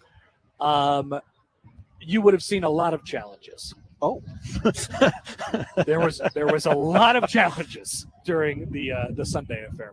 Yes, so here we are. We're going to try and do a semi-regular radio show. I was going to say baseball game, but radio show. So two out in the top of the first. 2 outs in the top of the first inning. So when there gets to be probably about 1 out, maybe 0 outs in the top of the second, I will have to leave you again. Oh, wow. And I will have to do our first game today. Our first game is going to be higher or lower, which is electric. It gets the ballpark going. Gary Sharp said that it was one of the real crowd pleasers It is. of a game. It's electric. And so Woogie, woogie, woogie. we put a card up there, and then let's say the number is 7, and then we flip the next card over, and the person has to say whether the number is going to be higher or lower than 7. And people really get into it. So here we are. If you're watching along with us on 1620thezone.com, thank you. You can see at least a portion of the baseball field. Yeah, you get a little peek down there. Not, I mean, we're not illegally broadcasting the game or anything. And you could see us, and you could see my popcorn. So Josh, not to anybody's surprise, No. was like, well, we're located about 35 feet away from a popcorn machine, and I have to buy it. Well, I needed a beverage. I need something to lubricate my throat more or less, as I'm going to be doing more talking than I normally do. So I said, well, they sell drinks at the popcorn stand. Might as well kill 2 birds with 1 stone there. By the way, Josh, speaking of popcorn, have you figured out your viewing schedule for this weekend's movies? So here's the thing. You're gonna be a bit out of town, aren't you? I am going to be out of town at a family reunion, which I'm very excited for. I know if my wife and mother-in-law are listening, they'll say, oh, he's lying through his teeth. He's not lying through his teeth. He's very excited to go. You seem very excited. That doesn't seem sarcastic. It does happen to be on the biggest movie release weekend of the year as Barbie and Christopher Nolan's Oppenheimer come out on the same The weekend. biggest movie release weekend in maybe several years. Yes, I would agree with that. But so I would have went to the movies definitely Thursday night, and then probably once again Friday, Saturday night. Might have gotten a babysitter, took the wife to Oppenheimer You on would have been at the Saturday movies night. all weekend. I would have lived there. And ball. This is a great idea. We should do this every day game. If we get a baseball, that's going to be awesome. It would. Okay. So yeah, that's what I would have been doing this weekend. So I don't know when I'm going to get out to the theater because everybody's asking me already. Are you excited for Barbie? Are you excited for Oppenheimer? Are you going to review them both? Are you going to see them both right away? Are you going to do the double feature thing? I probably would have tried to do the double feature had I not been out of town. But again, I'll be out of town, and I'm very excited So about you it. would have done the double feature and then gone back to the movies the next day. Yes, seen it again. Because my wife needs to see Oppenheimer because she's a bit of a history buff. We both love the films of Christopher Nolan. And bombs. Yeah, we love bombs. And I'm going to say this again because I do believe it bears repeating. Christopher Nolan built a weapon of mass destruction. That is right. To film Oppenheimer. That is right. That's not CGI. That's not computers. That's a bomb going off. Does that one up Jimmy C and going down to the Titanic like 47 times? Yeah, I think so. Okay. I think so. There's more danger. All right. Just making sure. We're here at Werner Park for some day baseball between the Storm Chasers and the Saints. Hey, guess what? If you're not here already, come on down. Just come hang out. You can show up late. It's come fine. hang out with us. You know, we don't have security. You just come up and ask us random questions, and we may have to engage with you. Like that one lady did, and that was fine. We're too nice of people to just ignore people. We can't do that. I don't know how to do that. So what happens is, kids, they don't know, kids have a very singular focus when they come to the ballpark. You know what that singular focus is on? Getting a baseball. Yep. So end of the first inning, and the top of the first is here. So they have to get a baseball any way they can. So how do they do that? The best person to ask is the person that is right next to the dugout, right down there. So they'll go up during the game and they'll say, "Can I have a ball? Can I have a ball? Can I have a ball?" And you're not supposed to do that. By the way. Please don't do that. They'll say, "Can I have a ball? Can I have a ball? Can I have a ball?" And the players and the people in the dugout, the coaches, will be forced to ignore the child. They have to. I mean, they're watching. They're focusing on game. They're probably charting pitches and stuff like that. Mm-hmm. And they have to rely on the other people in the ballpark, like us, to get the little kids out of their face. Oh, okay. And I don't know how they do it. I'm horrible at ignoring people. Horrible. Horrible at it. I'm good at avoiding people. I'm bad at ignoring people. One of those jobs you don't think about when you sign up to do the job. Yes. Is, I will be tasked with XYZ. Yeah. And one of those things is dealing with little kids a lot, by the way, as well. Especially on Kids Day. Yeah. It is Brick Day, Brick Builders. Building blocks. Building Blocks Day, because we don't have the copyright to say the L word. Lego. Oh, there's some building blocks down there. They're not of that kind. By the way, pitching for the St. Paul Saints today, it's Mr. Dobnak. Remember Mr. Dobnak? Not Mr. Doback. That's where my head went. Was Mr. Doback? What's his first name? You can call me Robert. Randy Dobnak. He was a Minnesota Twin and they picked him off the street a couple years ago, and he was an Uber driver. Oh, wow. Yeah, dude, and he has become like a relatively successful, big leaguer, and now he's got a professional career. Randy Dobnak. He's got a bit of a he has a goatee. Kenny Powers vibe. Yeah. I mean, he looks like the guy who was an Uber driver a couple of years ago. That much is for sure. And he just threw strike one to Tucker Bradley, who is the Lego. He's a Lego on the screen on the scoreboard. It's Building Blocks Day. Dave writes in on the YouTube. Hi, Dave. He says, "What is the likelihood of a John Sterling foul ball moment?" Highly likely. You think highly? Well, maybe not highly. I mean, it'd have to get up over the net. I don't like our angle. Yeah. If we somehow get hit like with a foul ball directly here, it's going to be massive pain. And it's going to be our own fault because we can quite literally see it coming because it would have to arc. Correct. Up and over. We're looking directly at home plate. So I'm going to call the likelihood pretty pretty short, pretty small, Dave. As unfortunately. Dobnak caught a comebacker. Yeah, nice catch, Randy. Yeah. Appreciate that. All right, let's talk some more college football media days. Talking season going on. Yeah. By the way, did you know that SEC media days is 4 days long? I knew it was longer than the others because it just means more. I have a friend who has made the voyage out covering SEC media days, and she said 2 days is good. 4 days is much too long. doing the thing last year, Big Ten media days is 2 days. I wish it were one. Oh, I wish it were one. Wow. And you really could. You really could do it Could in one you? day if you needed to. Yes. You could jam 14 in a one day? If you did it all day, you could do it. Okay. The Well, only- they're trying to dominate the news cycle here Yeah, by having it stretch across 4 days. on your own network, which, Yeah, yeah, that's a little weird. well, although I will say there will be some conversation regarding Big Ten media days this year simply because of the Northwestern of it all. Well, yeah. Will they be there? Who will be there representing Northwestern? I don't have any idea. But anyway, SEC Media Days is way too long. And taking part in day one of SEC Media Days was the Texas A&M Aggies and their coach, Jimbo Fisher. Jimbo is currently in the midst of a 10-year, $95 million contract. They have made it impossible to fire Jimbo. If they were to fire Jimbo at the end of this year, they would owe him, I believe, $75 million. That's a lot. 75. You thought Scott Frost buyout of 20 was big, or 15, or whatever it ended up being at the end. Somebody will just cut a check, Connor. It'll be fine. There's a lot of money in Texas. There's no doubt about it. $75 million is a lot of money to pay a coach to no longer coach you. Now, here's the story with Texas A&M at SEC Media Days. The first inning is now over. So I'm on the clock here, by the way. Okay. Jimbo Fisher has hired a new offensive coordinator. Jimbo Fisher has hired a new offensive coordinator by the name of Bobby Petrino. You may remember Bobby Petrino.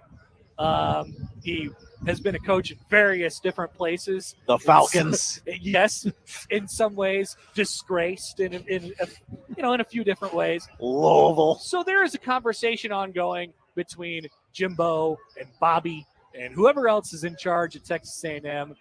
It's much like the conversation that happened between Scott Frost and Mark Whipple at the beginning of last season for Nebraska. And the question is, who's calling plays? Who's running this thing? And here is Jimbo's response yesterday. The head man, quote, "I'm not going to get into that," Fisher said. "Bobby was hired for a reason. Tremendous guy, tremendous football mind. Hopefully he'll call the game and have suggestions." Now, if you notice, Josh, that's pretty vague. I did notice that, yes. He also said, when asked again, pressed on the issue, quote, "I'm not going to get into what we're doing from a schematic viewpoint," he said, with, so that's what Jimbo has to offer on their offensive situation. I cannot help but think, Josh, this will be a disaster in really a lot of the similar ways that it was a disaster last year for Nebraska. The problem is, can you fire the coach who's set to make $75 million upon his firing? Yeah, Jimbo's quite literally an immovable object at this point in College Station. They've recruited well. Very well. It's just not. Jimbo has routinely had pretty good staffs before. Obviously, he won a lot at Florida State, some of which with the predecessors, players and situation and setup. I don't know if you heard of that guy. His name is Bobby Bowden. He was okay. So with that being said, it appears to me, Josh, that Texas A&M is in a bit of a tough spot going into this year. And I personally enjoy a good dumpster fire. Oh, yeah. This one feels like it has exactly that written all over it. Not that it already hasn't been. Yeah. It certainly Because has. they were preseason, number 10 last year, and then just sank like a rock throughout the course of the season. So it was already kind of a dumpster fire. And then you add the battle between OC and head coach, which is just, as we saw last year, a dumpster fire. But not only that, the OC is a dumpster fire himself. Oh, yeah. He's a big dumpster fire with his big neck brace on. I will Well, formerly his big neck brace. I want to say this too. Separate, it's sort of an offshoot of the issue. So Jimbo, by the way, has been at Texas A&M since 2018 now. He's gone 39-21. They went 5-7 last year, as that ball is foul, almost gone. And so I think I've noticed this. There's been a couple coaches who have had some success at their schools, but they had the success during the COVID year, and they got paid for it. Jimbo went 9-4 in 2018. They won the Gator Bowl. They finished number 16 in the country. They went 8-5 in 2019. They finished unranked. They went 9-1 in the COVID year. They won the Orange Bowl, and they finished 4th in the country. 8-4 in 2021, and 5-7 last year. Now, there's one of those things that isn't like the other. If you're paying him to be the 9-1 coach who won a won a New Year's Six bowl game, then that's what you're doing. But Jimbo Fisher has not been that in his time at Texas A&M. No, and also the thing to watch about it is he's so defensive whenever he is questioned about the lack of wins, the lack of production. It's going to blow up. It seems like it. Very soon. I don't know what their schedule is like. Well, they're in the SEC. So we know the non-con will be late. I will say this, Josh.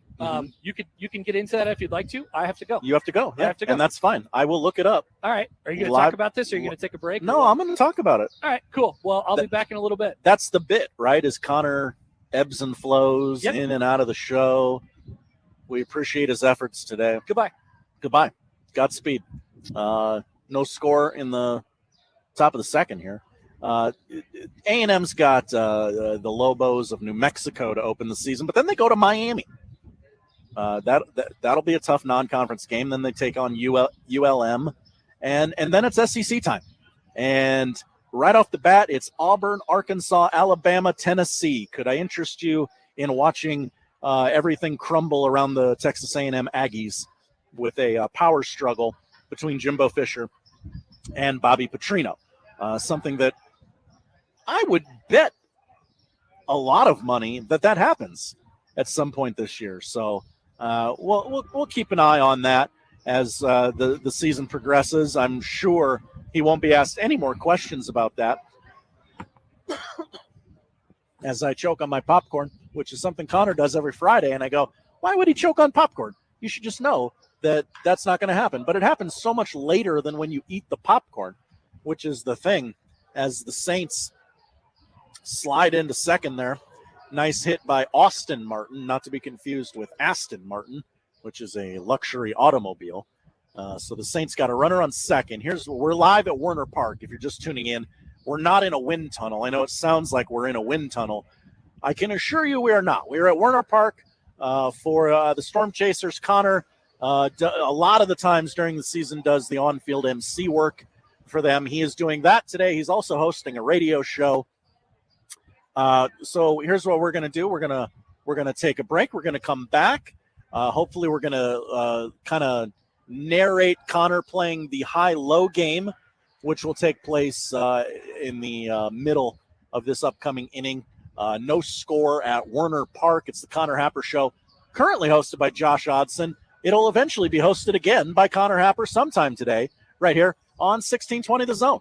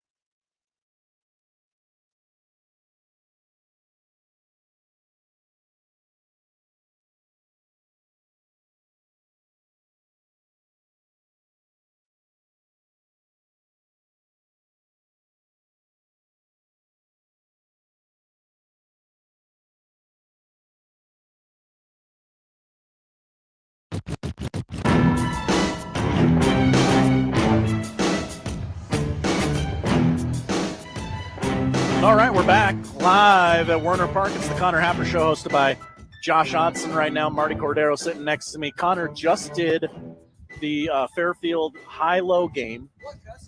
Oh, we got to turn your mic on again. Connor turns this off as if. All right, now we know. But what gusto? Yeah. I mean, I haven't heard him all season with that kind of presence. He's amped up right now. He is amped up, and he wants to put on a good show for 1620. Like a starting pitcher who's up on adrenaline, and he gets that MPH up a couple extra notches. So we're in the bottom of the second, no score. CJ Alexander at the dish for the Chasers. Martie, this is day one of a homestand, correct?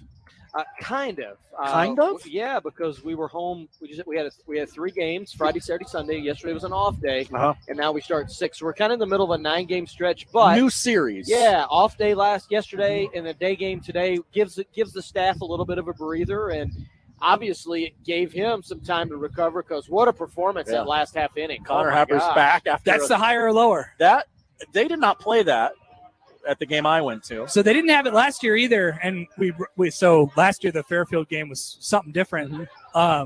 This is good. This is good. It gets people into it. The staff who come to their every game, they've seen all of this before. It doesn't shock them anymore. They're like living and dying with every card that gets turned over. Well, and the pressure gets turned up every time you go. So it's always a bummer when the person gets to like 2. They get to the second one, and it's like, well, what are you supposed to do here? But if you get to 5, I mean, you're a winner already because you've got the crowd engaged. That's what Martie Cordaro is all about. We got to get that crowd So engaged. this is the bit that was envisioned earlier this season. Connor doing on-field, running back, saying, hey, guys, what's going on?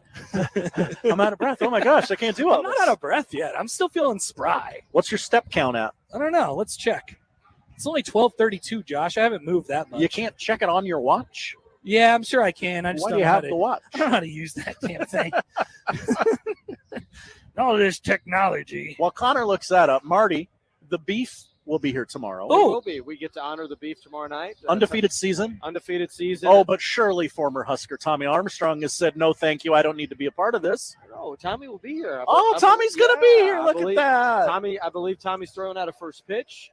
More first pitches. Connor, are you working tomorrow night? I'll be here. All right. Well, we'll get a photo between Connor and Tommy that says, yes, they're both here at the same time. And, it's going to be a fun time. And it's great to honor the champions. Obviously we had Jordy Ball here a couple weeks ago. The beef being here throughout the year, whether it's Union Omaha honoring state soccer champions or it's Omaha Storm Chasers honoring state baseball champions or softball champions. It's important. It's important that we do that. We're part of the community, as are all these clubs that have won. And, I think the beef, for whatever reason, the last 5 or 6 years, they've had some struggles on the field, but the last 2 years, they've performed very, very well. Undefeated champs? Undefeated. Hard to beat that. So, yeah, I've gotten the opportunity to meet with a whole bunch of dignitaries that the Chasers have brought around. Wow. Tommy will be here tomorrow. We had Jordy Ball. We had Adrian Martinez at the beginning of the season. Yeah. We had last year. I got to introduce Jim Larritz. Remember he came on our show? That's right. He was awesome. He just told stories for like 20 minutes. Jimmy's great. He was fantastic. Jimmy's great. It's time we bring back Daryl as well, Daryl Strawberry. Yeah, it's been a couple years for Daryl too. So yeah, I mean that's always so much fun. Get to come out here and you never really know. I mean, somebody might show up, and that's the beauty of minor league baseball. Well, you don't know. It was the first or second year, maybe in the third year. It was 2013, I think, the first U.S. Senior Open. And I'm up in the suite, and I turn to my right, and Tom Watson is sitting in the suite next to me. And Tom was here with the Senior Open, and, he was, of course, he's a golfer. That was his job. And I said, introduced myself, and I said, what brings you out? He said, I'd rather be here than on the course. He's a huge baseball fan, and the connection that I had to Tom before that, didn't know it, was he and George Brett were the real contributing starters to the ALS group down in Kansas City, which was the Keith Worthington chapter. Now it's the Mid-America chapter that I've been a board member of since the end of, beginning of 2007. And so Tom and I had, some commonalities there talking about ALS, but a baseball guy. I remember a baseball Love guy. it. And so you don't know who's going to be at the park. You don't know who's going to show up, and Could be a major league pitcher who's coming down for a rehab assignment, And Spider-Man on the same day. It's Spider-Man. It could be, and that same night we're going to have a couple members of our British Parliament that are going to be out that night for their first baseball game. Amazing. So, What? Yes, on Saturday night. I thought that was a joke. No, you're serious. Oh, I am. Yes. Yeah. Saturday night's the night to Josh, be here at Werner Park. You never know what you're going to see. You don't. Can't beat fun at the old ballpark. Are they going to wear the wigs? I didn't ask. Okay. Probably a good call. But I am hoping. You'd be able to tell who's who, that's for sure. Yeah. Oh, that must be the guy from British Parliament that Marty was talking about. Okay. Oh, how can you tell? All right, so the next thing I have, Josh, is the balloon bust. Oh, classic. It's the balloon bust. So I'll have to go. I'll probably leave right now. I'll probably. Oh, okay. So that's going to be in the middle of the third. We got 2 outs. We got 1 out, 2 outs left. I got to get myself familiarized with the with who's popping balloons. Okay. So I'll be back. We'll get you back to co-host Marty and co-host Josh. Okay. So Josh, you've seen enough of our games since 2007 that you know the balloon bust. I do. There are very few original ideas that I've been a part of in minor league baseball in my 25 years. But the balloon bust is a claim of mine dating back to Jackson, Tennessee, and I believe 2000. And every single time we have it, doesn't matter if the players have seen it the entire season or if it's the first time, it's laughs. It's always a good time. Laughs. That's poor minor league baseball is okay. I'm gonna go. I'm gonna get some popcorn. I'm gonna get a hot dog. I'm gonna get something to drink, and I'm gonna watch 2 people smash into each other as hard as they can in order to pop a balloon and entertainment nonstop at minor league baseball games. And let's hope Connor brings the gusto on this promotion as well. Hopefully we got a tight race that he can call. Yes, I think the field is dry now, so it should be fair on both sides. As we handicap the field ahead of the balloon bust at Werner Park here. He said that's the middle of the third or the end of the third. I'm sorry. And I don't have my itinerary on me. I think it's. I shouldn't have put you on the spot like that. That's on me. I think it's coming up in 2 outs. I think it's middle of the third, and it'd be a great promotion to see. So what do you think about the bigger bases and stolen bases? Are you a fan of the more steals? I like more action. I like more things happening. I don't necessarily care how I get it. Obviously, I'm a Braves fan, so they're taking advantage of the stolen base thing, the limited pickoffs. They're using that as strategy to, okay, he's thrown over here once, probably not going to throw over here again, so I'm just going to take this bag. And I think it's been great for the game. I mean, you're watching more baseball than I am. Yeah, I haven't honestly. I haven't watched a lot of Major League Baseball just because of my schedule. I'm here, whether it's baseball or soccer, but I do still play. I have one fantasy baseball team still, and I pay enough attention to realize, the numbers are up, the scoring is up a little bit. But look, I'm an '80s guy. I love the stolen base. I love defense, and I think defense overall is better. But offense is up, and it's about rules. I mean, it's about the rules. The game is moving more quickly, and if it continues from a fan perspective, meaning the attendance and people are digging it, great. You know, I mean, who's to argue with that? I think there's some things that have gone a little far. We've talked about the speed of the game is the pace of the game is better. But sometimes it's too fast versus pace. I've heard you had some fireworks issues where you got to wait for it to get dark. We have had some. I mean, we're through 2.5, and we've just hardly played 30 minutes. So it's a swift pace. It is a swift pace, and and 2.5-hour games aren't bad, but 2-hour 10-minute, 2-hour 5-minute games they're tough. They're tough. Yes, as we are now. Connor is on the field. This is the reason we do this here at Werner Park today. Connor is on the field at Werner Park, narrating, commentating, doing the play-by-play for the balloon bus. 3, 2, 1. Here we go. Down the lines, first and third. Looks like third base is a little ahead of first right now. They popped Now, the third base struggled a little bit popping their balloon, so we're running about neck and neck now. Oh, wow, what a just off the top rope by the third base runner. First base. Are they going to dive? Lagging a little behind. Oh, there's a dive. He went for it. Now, he was a bigger kid, but I think he was more committed than first base. And first base got out. No dive, no completion, but the Werner balloon bust, again, another hit today. No regard for human life on the third base side.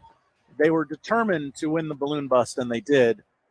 So another on-field box checked by Connor Happer as we're live at Werner Park here today.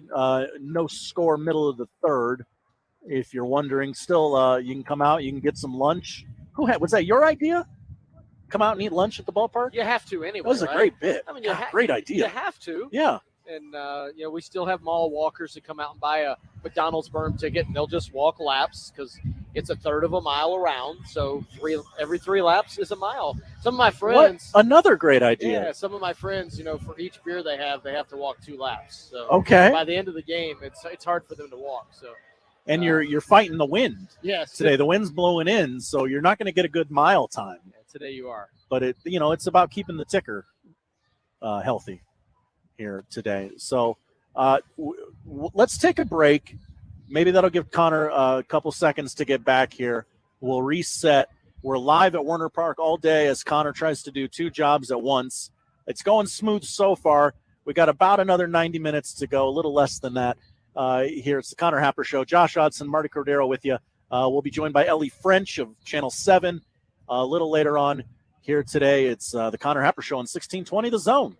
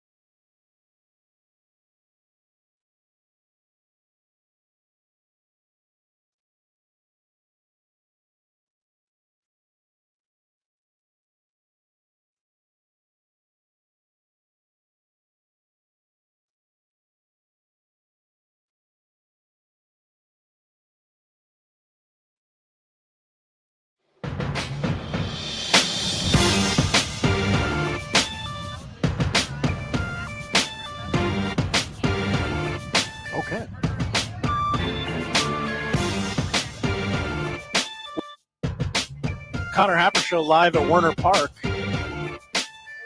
No, I have one. Thank you. As they've just brought me lunch, which is amazing. Even people on the radio from 10 to 2 have to eat lunch.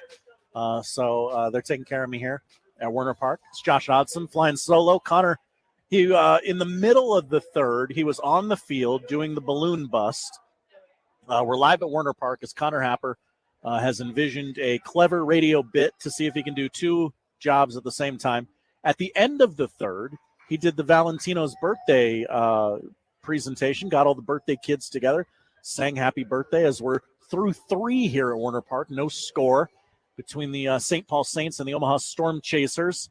I guess technically we're in the top of the 4th now, 1 down, as we are moving quick here at Werner Park today. We'll see if we can get Connor back up here. Oh, he's on the concourse. He's looking around. He looks confused. I don't know. Got to get your head in the game, Connor. So he's looking for something. We'll be joined by Ellie French a little later on, her usual Tuesday slot. She said she could not pass up the opportunity to see Connor try and hopefully fail in person, which was,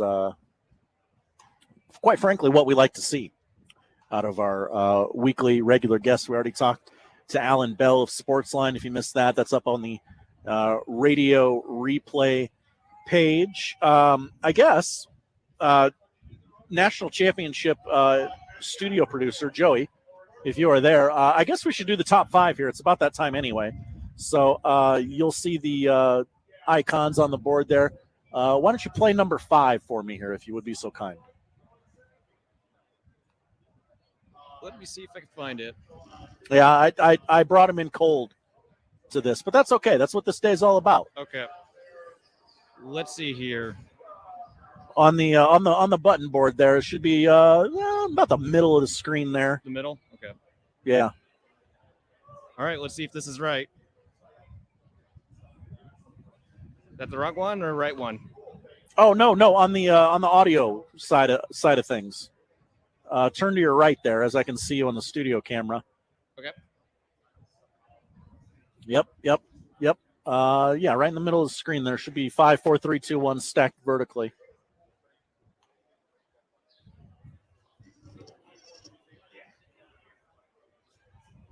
Or we can do it the next segment. That's fine too, Yeah. Joey. If you don't see it, that's fine. I don't see it right now, Josh. We'll have to talk about that later on. That's okay. I brought you in totally cold. That's on me. As Mark Contreras hits a loud fly ball to left. And 2 away here in the top of the 4th at Werner Park. The NFL running backs, that's where we're going to go this segment. We talked about it in the beginning of the show. We brought it up again with Allan Bell, how these running backs they're not going to get paid. The NFL kind of in mass told them, no, you don't have the value you think you do.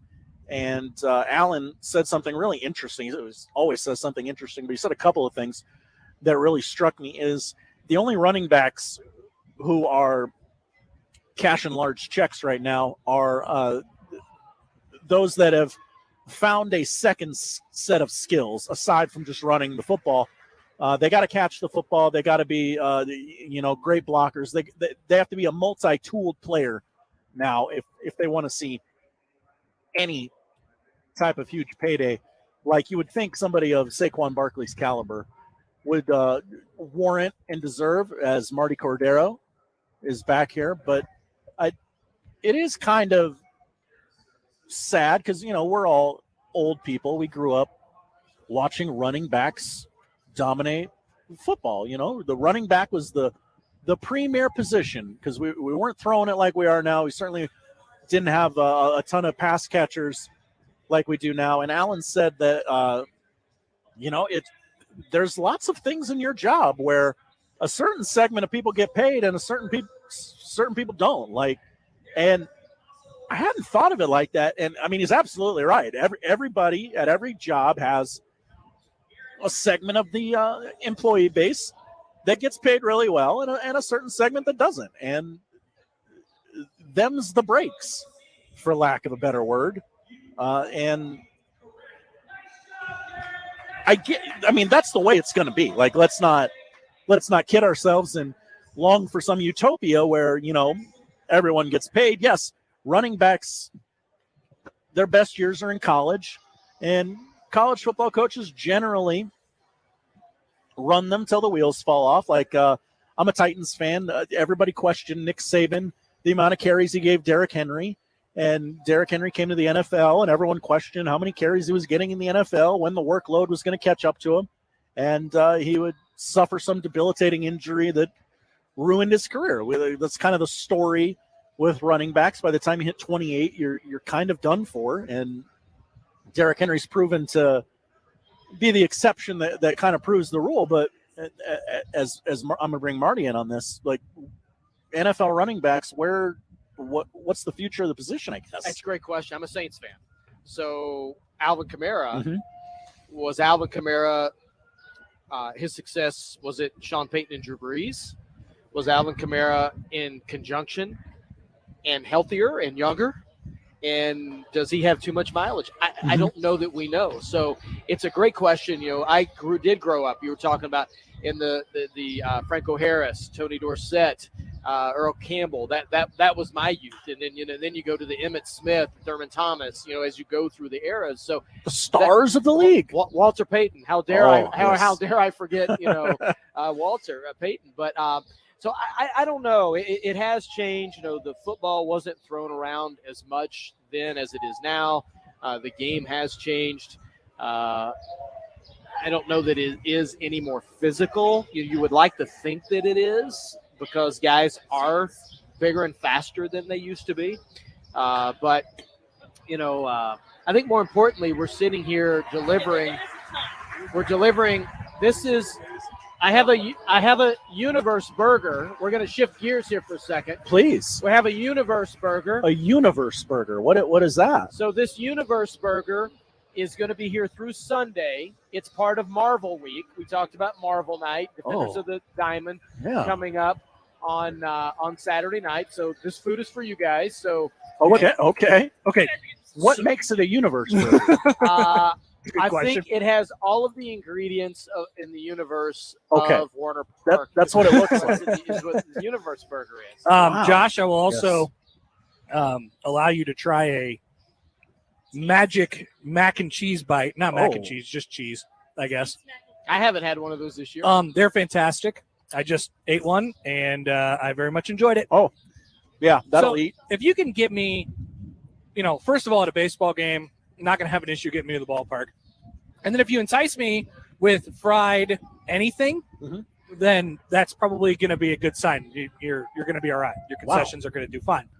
And that's what we have today. Thank you, Nia. A little bit of Appreciate spice. A little bit of kick. On those mac and cheese bites. A little bit of kick. I like that. That's good. Ellie is now here. Look, we're here. bringing everybody out.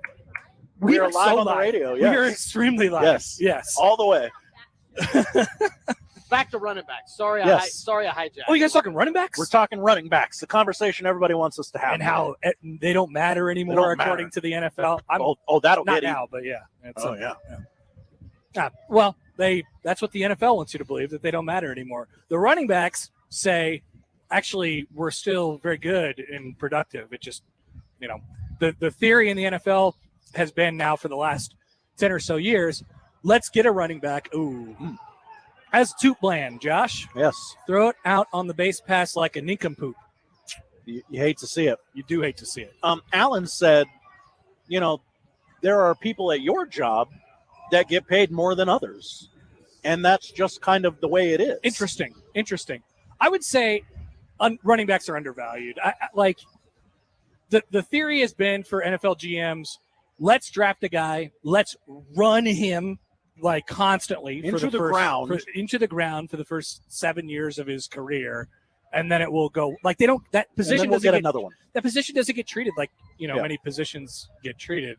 It's undervalued, but I see the homework that the analytics people are doing that'll tell you can get a bum off the street to get you this amount of production. And I think because that's happened a few times, NFL coaches, they are.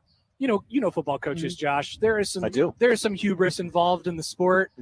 And once you tell them, hey, you can put anybody in here and they don't have to be a superstar and your offense still works, that's dangerous. But is it the coach or is it the GM and salary cap guys? The coaches thinks it's the coach. That's the thing. See, I don't know if everybody thinks they're the reason that an organization is successful. That's right. And this is a code that nobody has quite cracked yet, when in actuality it's everybody combined moving in the right direction that makes a franchise work. Martie can speak to that very closely, actually. But like when you have the coaches who think this is my offense and this is the way we do it, and we could put anybody in here, then all of a sudden they won't have to go out and get a guy. And if that works, then they'll never do it again. You never have to have a star running back ever again. So I think that's been a thing that's been cultivated through the sport now for a few years. It stinks because I miss running backs. Like, I miss NFL running backs. We don't have like awesome NFL running backs anymore that are there for 10 years of our lives. We do. They're awesome running backs, but it's not 10 years. You're right. It's Right. It's 3 to It's 5 3. years. Yeah. It's Bijan Robinson will have an awesome start to their career, his And career. you go, oh, you got to pay him. And then they'll go, no, we don't. And then they won't pay him. And we were talking about Kamara. Is Kamara because Kamara's a great was example. he because of Breeze and Peyton, or was it Kamara, Breeze, and Peyton, and then his injuries have taken toll? I don't know. And I don't even know that we'll be able to judge that this year with Derek Carr. I think that running backs should get more credit than they have gotten over this stretch of time now. There's a lot of people who think, hey, look, and there's another thing that's happened with the NFL too, and the offenses have become more pass heavy, but not only pass heavy, they have decided, it's actually easier to do this. If you think about it, like, we got to get the ball to the quarterback. The quarterback throws it to the wide receiver. That's one variable. That's 2 variables, right? He can make a play, and he can run wherever he wants, like the Chiefs do. They just run receivers wherever all across the field. For running backs and for running backs to get yards, there's going to be like 7 things that go right on a play, including the running back making a play too. So, the NFL has found it to be easier to throw the football, which I understand. I mean, I don't know, that's the way it works. But that's another thing that's happened that's led to the decline here, which is unfortunate because, like I said, I miss LaDainian Tomlinson. Oh, yeah. Now we could sit here and just name running backs for like 15 minutes if we wanted to, Martie. But that's a great use of my time. I don't know how good of a use it is for anybody else. I mean, I'm okay with that. I mean, we keep trying to get guys naming dudes off the ground. I know. And it is Tuesday after all. We said we are going to do it on Tuesdays. So you guys text into the show to just send me some running backs. Tell me your favorite old school running back, and we'll do guys naming dudes. We are at Werner Park. We are. Connor Happer's doing 2 jobs at once. Yep. Ellie French is waiting patiently. There's a lot of food waiting to be eaten as well. So I suggest we take a break. Good idea. We will be back. We'll talk all the goings on in local sports with Ellie French, probably some national stuff too. We get into that with her next on the Connor Happer Show, 1620 The Zone.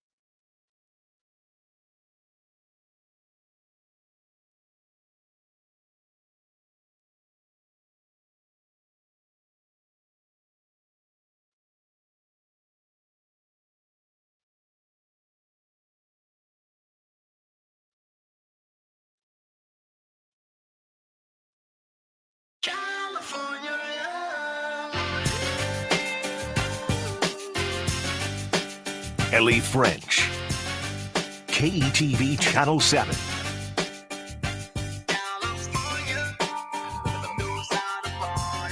Tuesdays with Ellie on the Connor Happer Show on 1620 The Zone. Not too shabby, eh?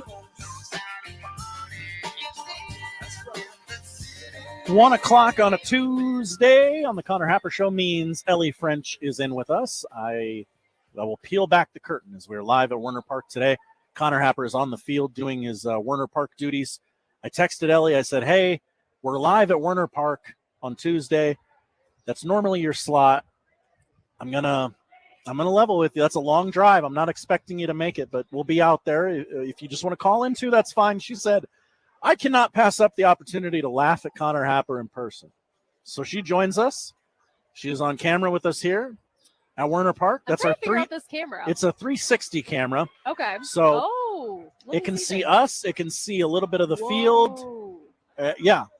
I don't know how it works, but it works like that. Wow, I like that. Fancy. But yeah, we actually just saw Connor spring into action. Yeah, he finished his sausage and said, oh my gosh, I'm going to be late.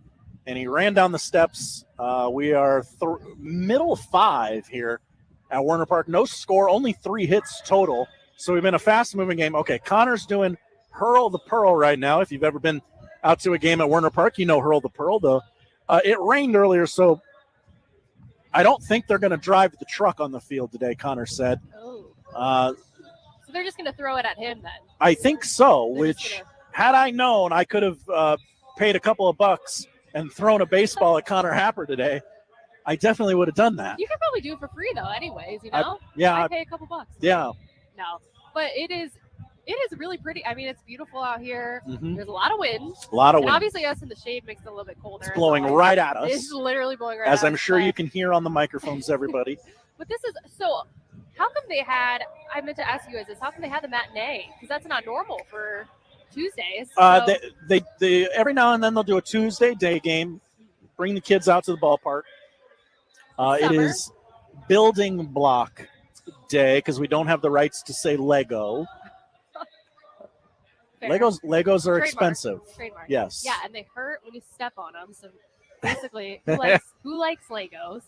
I did notice that with the batters, they've got building block figurines of players when they're up to bat. Yes. Which is awesome. I love that. They think of everything. Yeah, that's cool. At the ballpark. They do. And that's their job, but also I wouldn't have thought of that. The themes are so fun. Like even when I was here for the last Union Omaha home game and it was Star Wars night, it was just fun having like the stormtroopers in the front and then just like the music too, because Star Wars music is epic. I mean, so it was fun to have that going like in between innings and everything. But this is fun. So how many times would you say that Connor has had to run back and forth now from doing one job to the next? I would say we're at about 4 now that he's popped back to this table as a guest instead of host. And, normally he's a pretty energetic guy, but he's got it. It's dialed up today. It seems very dialed He's up. very excited. It seems like he had like a double shot of espresso. Yeah, and this morning. I know he didn't because he famously only drinks water and Really? Diet Coke if we're feeling excited. Feel a little frisky. Yeah. Got it. Well, you guys are you've got some incredible snacks too. These cookies look incredible. Oh yeah, those are There's from s'mores cookies. These are s'mores cookies from Kelsey. She always bakes stuff for the unsportsmanlike conduct guys in the afternoon. She said, "I've never baked you anything." So before the park opened, she's just such a nice, pleasant person that she walked in through the press entrance and said, I have some cookies for the zone guys. I'd like to drop them off. Aww. And they just, yeah, sure, come on in. That's great. See, everyone wanted to come out to the ballpark today. Like you mentioned, you did give me the option to call, but I was like, you know what? I knew it was going to be a nice day once we got through all the rain this morning. So I was just like, let's just come out here. It's always fun to come out. It's a great ballpark. It's your day off anyway. We watched you last night in the Odson household, Anchor the Six. I believe that would be the professional industry term. Yes. You did the six? I did anchor. I did a pinch hit for usual Andy Kendi, who's on vacation until Big Ten Media Days. Okay. Which are coming up. Yeah, he's got to be back for that. Yeah, so we've got crazy because we've got football Big Ten Media Days Mhm. next week. And Who's then- going out, if I may? So it's going to be Andy and Matt. Okay. Will be going. And your girl will be on vacation. Nice. That whole week. So I'm excited for that. I'll be in Colorado. Excuse me, sir. You can't do that. There's stanchions there, so you can't Look who's back. walk in here. Connor Happer of the Connor Happer Show back with us as he gets his headset on. We were just discussing KETV's plans for Big Ten Media Days. Oh, Are you guys going? I will be there. Okay. Josh has declined. Josh said that's not exactly how it went down. Josh said, "No, thank you. I'm too good for this." Oh, I see. Not enough of a per diem You'll be each day. You'll be at volleyball media days instead. in I would Chicago, love right? to. I would genuinely love to go to volleyball Is that at the media same days. time? No, it's the next week. It's Oh. like August 1st and 2nd, but it's in Chicago at Big Ten Network Studios. Which Fogo de Chao. Is there a Fogo de Chao there? There's a Fogo de Chao at the Big Ten office. I assume that's Wait, at really? yes. Oh yeah, it's Wow. horrendous. Another reason to want to work for the Big Ten. okay. Amazing. Okay, so are you? Yeah. You're not going to media days then? I'm not. I will be in Colorado on vacation. That's all right. I actually gotta go get Nice. some hiking boots after this. That's the mission. Are you going to hike? Are you a hiker? I actually love hiking. I Okay. just I've lived now in 2 states that with Mississippi before this and here in Nebraska where there just aren't There's mountains. to there's no go hiking on. here. There where there isn't hiking. I suppose you can hike, but you just Yeah. won't go very far. Yeah, I can, I'll go on walks sometimes and do things, and I still need to go to the pedestrian bridge. So I got to make that a thing. I still haven't done that. That's okay. Is Probably. Is that a spot that people go to? I don't know. That way you can stand in You 2 states definitely at once, can right? still stand in 2 states That's at once. pretty Yeah. cool. I'm just saying. So I kind of got to You go like this, and you're like, whoa! Whoa, there's 2 states. But I'm actually a little nervous though because obviously elevation change, and I just haven't hiked in a long time, legit mountains. So I hadn't hiked we'll see. ever, and I thought, you know what? I'm in halfway decent shape. I run around from time to time. I could do this, Yeah. and No. I, started going, and I'm like, well, it doesn't even look like I'm because you don't really notice the incline while you're actually taking Right. steps. It's not like walking upstairs. Yeah. It's very gradual. Yeah. And I'm like, I get up. I don't know. We probably hiked for 15 or 20 minutes. And I'm like, ooh, I'm not going any higher. I Really? think I gotta Okay. turn around. Yeah. The thing is, But that's me. And I am soft. So We'll you see, know. because I think some of these hikes may be potentially 3-hour hikes. That's So big we'll time. see. That's We'll big see. time. But that's why I want to go. You I get the wanna- views. Yeah, I want to get the views, and I want to just be out and enjoy the scenery, enjoy being out in nature. Because I was thinking about it. I was my recent vacations have been a lot more city. I Yeah. saw my mom in Houston, and I went to New York with her last year. I'm like, let's go out and see this beautiful world we live in. That sounds awful. I want to go. Josh is just just take me to the movie No, theater. I saw just this- take me to Oppenheimer. Listen. Oh, no, wait, but I saw this video today, and it was this girl was how to get ready for when it's 90 degrees out, and she was laying everything out. And then it's the next clip. It's her in bed, leaning back, turning on the TV. Yeah. Staying inside. That's what I want. With the AC on. And I was like, yeah, that's it. And it's funny because after I did Anchor last night, I was asking Bill Randy about the weather. Name drop. And I know him. I was asking him about the weather, and he's like, "Oh, you're doing anything tomorrow?" And I was like, "Probably not. I'm probably gonna sit inside." But I was just curious about it. But we're here. Sit so we did inside. go outside. I want to hike to Yeah. one of the places where you actually there's a lake there, and then I don't know. I keep seeing Parker Gabriel's. Parker Gabriel is a huge hiker. Oh, and he's in Colorado. He lives yeah. there now, Yeah. and I keep seeing what he's sending out there. I'm like, where do you find this stuff? Where I don't even know.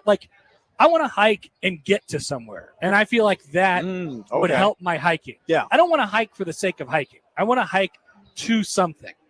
That would be that would make me good at hiking. I Maybe. get that because where we're going is Dillon, and there's Dillon Lake. Yes, the reservoir. So yeah, exactly. So it'll be. I've been, Josh. I've been there. I went there during COVID. Never heard of it. I haven't either. So, but it's kind of near Breckenridge. We get you a T-shirt. So Oh, All right, you guys keep talking. We're gonna find her a new T-shirt. but yeah, so it'll be. I get that though when you like need to when you want to have a destination to like get to. So for me, It's better mentally, right? Like, yeah. I'm like, just- all right, well, just and it's always easier when you have someone too with you. Like if you're trying to do that alone, it's so Mhm. much more difficult. So it'll be nice to just do that. But I haven't done like a long hike since they had a really good one in San Diego in my hometown. It's like straight up, and when you get to the top, there's this. It's called Potato Chip Rock, and there's this like little rock ledge that people always go to because you can take really cool pictures that make it look like you're like on the edge of the earth, which is the coolest thing. So Potato Chip Rock. Potato Chip Rock, which has like so many reviews when I looked on Google and everything. It's got like 3,000 plus reviews maybe, but I'll show you. I'll find a picture because it's You can review a hike yeah. I did on, not know that. like Yelp. Well, look, or there's like a Google? whole there's like a whole app too, like Trails apps that Oh. like really yeah, it's a whole. These are for the people that like get out, Sure. really get active. Couldn't be me. No. Hiking? But- You guys still talking Yes. hiking? Potato Chip Rock. Okay. Yeah. Okay. Look. Potato Chip Rock? Almost 3,000. Look at that. Google um, reviews. Yeah. See, no, you gotta put me on the beginner mountains. Okay. Look at this though. When you get to the top, you can like sit on. Absolutely that thing. not terrifying. No. I know, but that's the thing. People have been doing this forever, so I'm like. Looks one- like Tom Cruise in one- Mission Impossible 2. One day, that's just gonna. Crumble. Oh, yeah, Look, it's gonna look, crack we off got a there. whole family sitting on. No. Ellie, I don't Look think at you this. understand It cannot how hold that. afraid of heights I am. Yeah. It's not. Really? It's not something that I can endure. I just can't do it. So that's another piece of hiking that I really just don't enjoy. So that means you guys can't at Ballpark Village do the shows on the rooftop then? 'Cause that would be a no maybe. There's enough like flat space up there where I don't feel like I'm going to fall off it. Okay. Climbing ladders is a little tricky though. There's probably some ladder climbing that is involved in that. Now, you and Josh talked about the tuck and roll. Dive roll. Dive roll, yeah. Yeah, dive roll. Earlier this week. That's a big dive roll. Yeah. That's taller building. On landing on the cement like that. Yeah, so you have to like brace your fall a little bit. Don't use your hands, and then you roll into it. It's called a dive roll. That's how you not break your ankles or your wrists. I love that. All right, so I think I got to go. Okay. We We're have we got the 6th. Yeah, I know. We're cooking. I got the coffee run coming up. Okay, the Ooh. controversial coffee run. It's world famous. It's world famous. They're Doesn't hot coffee never wins, right? hot. No, so they changed it. That's what Gary thought too. But we actually put real people in the race, so we can't rig it anymore. Yeah, they're just wearing aprons now. We It's used to not rig it. Big coffee cups. We don't rig it anymore. Wait, There's so the scooters costumes are gone? no. They just hang out with me. They like wave at the camera at Oh, the okay. finish line. Okay. So that's what they do. But I do have to go. Goodbye. Okay, goodbye. That's Connor Happer. We're in the top of the 6th. One away. This game might finish before we get off the air at this rate, which I had not anticipated being a thing. Yes, someone's gonna have to score a run eventually. We only got 3 hits in the ball game, no runs, scoreless game in the 6th. Ellie French is with us. We're live at Werner Park. It's the Connor Happer Show. We'll take a break. We'll come back. We'll keep talking with Ellie and you as well. Welcome to join us on the Twitter, on the text, on the YouTube. No shortage of ways to get a hold of us. We thank you for listening and watching right now on 1620 The Zone.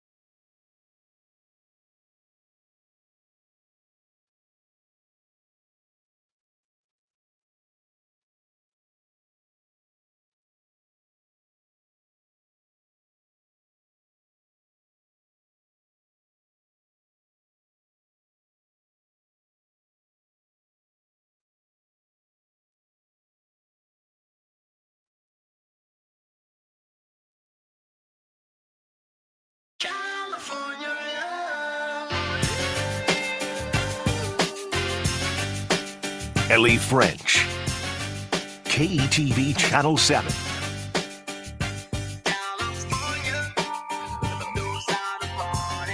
Tuesdays with Ellie on the Connor Happer Show on 1620 The Zone. Not too shabby, eh?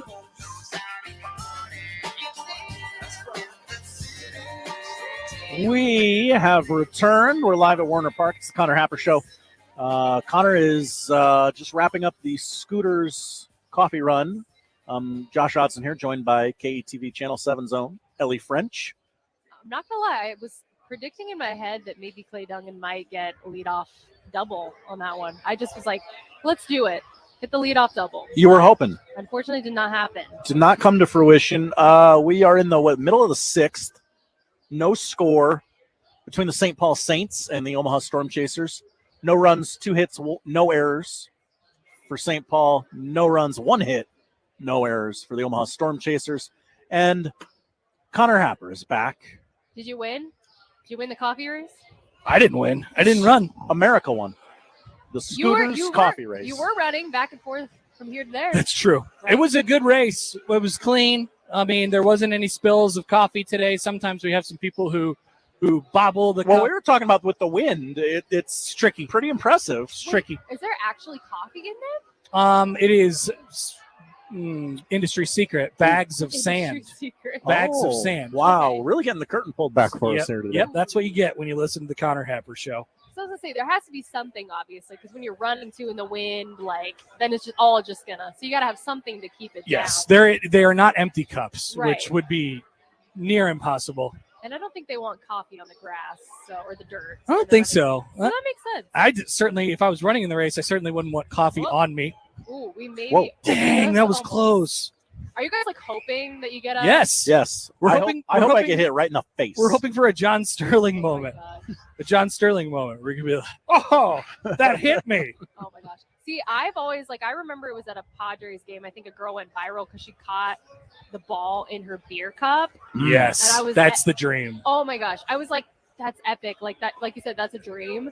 But I know that would never happen for me because I would go for it and then it would just be complete miss. Yeah. And I would just Have you ever had like the opportunity to catch a fly ball? Like, I can only think of one ever where it came right to me, and of course I dropped it. I don't think I have. Actually, not a foul ball, but I know at CWS. There goes a ball right there. I think it was game 1 LSU Florida when Wyatt Langford hit that home run into Onto the concourse. like it was in the it was near Mhm. the concourse in left field. Oh yeah, in the seat. championship series. I Yeah. was like 3 rows up from there. It's pretty good. Sitting there. And I was like, oh wow. So I was like, that was the closest I think I ever got. Oh, A little bit of action here as the Chasers. No disseminating, Josh. Well, I'm not disseminating. I'm reporting the news. As in the bottom of the 6th, the Chasers have a runner on third. Yes. 1 out. I was at a Royals game one year. The Kansas City Royals were playing. I believe they were about to win the World Series or had just won the World Series, 2015, the glory days. The Royals were hosting the Pittsburgh Pirates, and we got there early in the specific hope that I'd be able to go in for BP. Pickle, and he's out. And he's out. The run will not score. The batter moves to second with 2 outs now. So we went in for BP, and I was like, I think I'm going to catch a ball. It's time. And yeah, like I wanted the confidence of Connor Here you Happer. go. I can just will that into existence. And guess what happened? and you had your glove, right? No. Oh. No. Well, Jorge Polanco hit one in batting practice, like right. I mean, I'm standing. So at Kauffman, there's that little walkway right before the fountains there, like on top of the bleacher, on top of the fountain seats, but like right in front of the fountains. And I'm standing right there, and it couldn't have been more perfect. It comes right to me, pop into the fountains. Oh. Nobody got it. When I went to Kauffman, Embarrassment earlier this year- forever. Did it bounce off your hand? Yeah, just pop. Oh. I mean, it's like it's coming off the bat probably 98, 99 miles an hour. Like, so there's an excuse built in there, but like I thought I would have had it. I've seen people catch those before. My section, but just one section over. Last time I went to Kauffman, coming right to me, but one section over. That's the closest I've ever come. That's it? One Yeah. section? Yeah, one section over. Jeez. I thought it was coming right to me, It's not but very close. with these bad eyes, I guess it was one section over. I will say, I think I'm going to Kaufman for the first time in a couple weeks. I'll be going to Kansas City for a weekend. Go Royals. And they're playing St. Louis. That's like the I-70 series. Yeah, I-70 series. Yeah.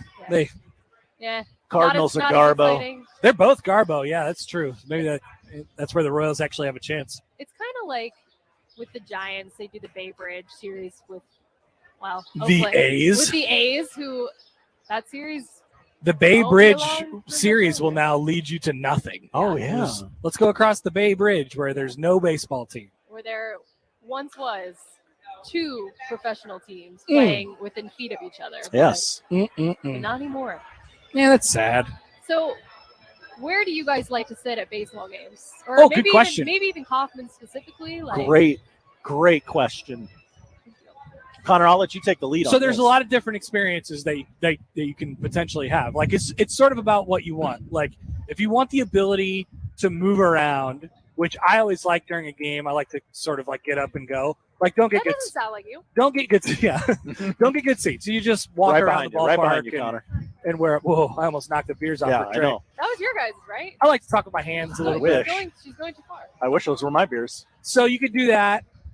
Last time when I went, we sat like right behind home plate, which is an incredible view, but you feel like you can't get up because then you feel like it's a waste. That's So- where I like to sit. I like to sit behind home plate, maybe just a little over. a little up. Yeah, like I used don't like to to move. I used to like down the line more, but then now they put these nets up, for the softies who can't catch a baseball or aren't paying attention, looking at their phone. Yeah, I could have gone there too. No, the nets are very good. They're keeping people safe. Yes, but I didn't like them.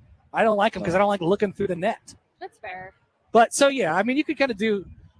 I would say if you're going to the K, try not to sit in the 400 level upstairs. That's 400 bad. It doesn't really get good up there unless you are in section 415 watching the 2014 American League wildcard game. Well, yeah, and then it's really good. If you could, it is last call at Werner Park. Last call for alcohol because we are through 6. I'm about to sing the 7th inning stretch as we've played for an hour and 20 minutes. Josh, you are testing the laws here of jinxes. No runs have been scored. We only have 3 hits. He doesn't care. I think we've only had 6 base runners. You're Sends counting? a walk-off, maybe. Yeah, we're gonna get a walk-off. Yeah, that'd be great. It's gonna end on Exactly right. We would steal the call and call it live. Oh, we definitely would. We would disseminate Yeah, that. I will disseminate that as Yes. that is breaking news. I think that Kaufman is going to be my 6th ballpark or 7. Okay. Think about that. That I'll be. You need more. It's the I rookie know. numbers. You gotta get those up. I know. Gotta pump those babies up. I'm just getting into the excitement of how cool it is to go see ballparks. But yeah, I think it's a low number for sure. But No, it's actually not. I don't even know how many I've been to, but it is more than 6. Yeah. Josh, what are you at? Seattle, Minnesota, Kaufman. 3. I have taken the Wrigley tour. I have not Doesn't seen count. a game there. No, it doesn't count. I agree. Wait a minute. Are we due for a break here? That might be it. What's the situation? We're on time. Okay. So the next segment will be poll questions and what to watch. Wow. So we're almost done. That's the biggest upset of the day is that we have stayed relatively on time. Yeah. Throughout all of this. Shocking. Hopefully I haven't bothered you too much just barging into the show. It's helped. I maybe should have prepped a little more than I did. So this is great actually. Is there Martie, anything that you guys have been dying to talk about? Yeah. Martie's really MVP. Well, Connor let me cook on the movies for a little bit there. I did. There You was guys some see food. Barbie? Josh is sad that he can't go to the movies this weekend, or he can't spend the entire weekend at the movies. I know. But But he family is- reunion this He weekend. is really happy about going to a family reunion. I am. It's good family. Many cold beverages will be had. They don't want to go to the movies? No. Imagine Yeah, that. Weird. America doesn't want to go to the movies anymore. All right, so I'm going to run to those children over there, and we're all going to sing. Hell of a sentence. We're all going to sing Take Me Out to the Ball Game. Okay. We're going to time you as That's you run right. over there. I'll just, I got 2 outs to get there. Hopefully they don't make Well, it out. at on this thing. game, that could be 90 seconds. You're right. I'm gonna leave now. Yeah, don't risk it. All right. Well, maybe the show will end by the time we're Crack of the okay, bat. that's two. Gotta Gotta go. go. Yeah, you got to You go. got it. Connor's been crushing it. Now we have a I will decision say. to make here, as we got to decide what to do. Do we go to break, and maybe the 7th inning stretch happens during that break, or do we stay here with 2 outs in the top of the 7th, and maybe we can narrate? We'll do a little play-by-play on Connor's 7th inning stretch performance. I tend to lean stay here I love that. Let's do it. because we're on clock now. If somebody gets on base, we might throw it back to break. But so we're live at Werner Park. Connor's doing 2 jobs at once today. Crack of the bat. That's going to be a routine grounder, and it is the middle of the 7th inning. No score. We made the right call. So it is the 7th inning stretch. I don't know if Connor got to left field in time. Let's see. I don't see Let me him. see if I can see him. We have the ability to move a little bit. Oh, Okay, we he's hear got him. his mic. We hear him. There he is. Okay, he got He there. did it. Never a doubt, right? Yeah. Never. No, he's a speedster, that Connor Happer. No, he has been zipping in and out. Like I don't even notice, and then I see him like fly in under these like barriers that they've got right here. I'm actually a little disappointed that it hasn't been more chaotic here Yeah. today, because that was kind of what we. You want the chaos? Yeah, we wanted Connor to be like, oh my gosh, I don't know where I am or where I need to be, but he's been very on top of it. Not quite the chaos of like Ballpark Village when you've got tons of people coming left and right. Yeah, those shows were probably more chaotic than this. Yeah. No, Except for the 1 or 2 people who have come up to us while we've been on air asking for, hey, what's this? What's this going on here? and then you're like, we're live. It's a radio Do you wanna show. We're talk? live on the Do you air. wanna be live on the Yeah. air? As soon as you ask people, hey, do you want to be on camera or do you want to be on, like, immediately? Freeze people up. are like, Nothing. Yeah. Or they're like, I'll be, but can you not show my face or this or and even sometimes everyone is afraid of saying something. Can it be like America's Most Wanted where you blur out my face and change my voice? You can do that live, right? Sure, I'll be on, but you need to distort my voice and not show my face. Don't say where I work. Yeah, exactly. Oh, it's like, did you see that there was someone had like skipped work for a Taylor Swift concert, and they interviewed them on the news, and they had like a blanket over them, and then like put their sunglasses over, and it's, like, that was it. Had to like keep their identity hidden because they skipped work. Why? What would have happened, sir or ma'am, under the blanket? What would have happened if your employer knew you went to the Taylor Swift concert? You know, who knows? Who knows? But hopefully, you would think they would guess. hopefully be understanding, but they weren't willing to. They weren't willing to take the risk. Apparently not. So we're in the bottom of the 7th now. They did the T-shirt toss. They sang the 7th inning stretch. There's no score. Do you ever actually stretch in the 7th inning stretch? I do, actually, because I sit behind home plate and I tend to not move very much. Maybe in the 2nd or 3rd inning, I'll go get a snack. If I need another one, maybe the 6th inning. But then that's pretty much it. Like I'm not taking Connor's mobile. He takes laps. I'm watching the game. I'm locked in. Do you like to people watch too at baseball games? Oh, yes. I mean, in a game like this where there's not a lot happening, the perfect people watching day. Absolutely. What's like your go-to ballpark food? Like when you go, you're like, I'm absolutely getting that. I've got to sample their nachos, even though they're pretty much the same everywhere. I got to get them. I bought a bag of popcorn earlier Popcorn is. Josh and his popcorn. because I like popcorn. Every time I film Chasers games, there is a guy who is running the popcorn stand over there. And we were really good friends last year, and he always gave me free popcorn. Whoa. When I'd film right over there. Hey, So, Stormcorn guy. it's all about who you know. but It is. But it's not. He's not there. So I don't know. I don't know if he's. No Maybe free it's a popcorn day for game. you. Maybe he's on ice cream duty today. You bring the camera, you could do it. You could go anywhere. That's true, too. I know. Well, I was nervous because I didn't bring my pass or I didn't bring a camera in with me today. So I was like, hey, I'm gonna be on the Connor Happer, like right over there and stuff. And I mean, And they just let you through. They let me through. You They let said, me through. my name is Ellie. Yeah. But I shouldn't have to tell you that. Yeah. But okay. So nachos. Are you just like the standard though, or are you like you want the gourmet ones? I like the standard ones. Maybe if I'm feeling excitable, I get a little jalapeno. Ooh, on there. I'm generally sharing them with my wife, and she doesn't want all that. She just wants the stadium cheese. You It's gotta good try cheese. the cheese. The cheese in the bag. Yeah. Obviously, the cheese makes it. And I've had some like nacho cheese before where it's just like, this doesn't taste like cheese at all. Like, it just tastes like water. Up and That's over. the worst. Now they give you like the Tostitos. It's Oh, Tostitos cheese. It's Tostitos chips. That's not what I want. No. I want. Do you like the big circular ones, or do you? Yeah. I want the yellow, golden colored circular chip, and the questionable stadium cheese. Oh yeah, for sure. That's what I want. A big slap in the face is when they give you just a like basket of plain chips and then like a cup, that cup side of cheese.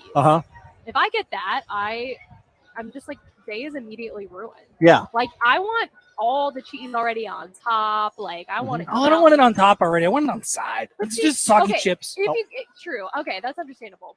But if you get it on the side, like it's got to be like not that pre-packaged. I side agree. Cup. I hate. It's got to be the cup from the weird machine. Yeah. That's fine. made in That's fine. 1982. Yeah. I want it out of a pump. Yeah. I want to not know how long it's been in that pump. What'd you guys think of my singing voice? I just got complimented. Well, we had a question. We didn't know if you got down there in time. Oh, it was really close. It was really close. That happened about 30 seconds after I left this table. It was there was a late camera cut to Connor what's Happer. up with this game? But see, We're through 7. No one knew. And that's the thing, like the magic of just you just got to be in your spot when it's time. Yep. Like the other day, because I'll do sports and then we have a break and then we'll come back and do our closing shot on air.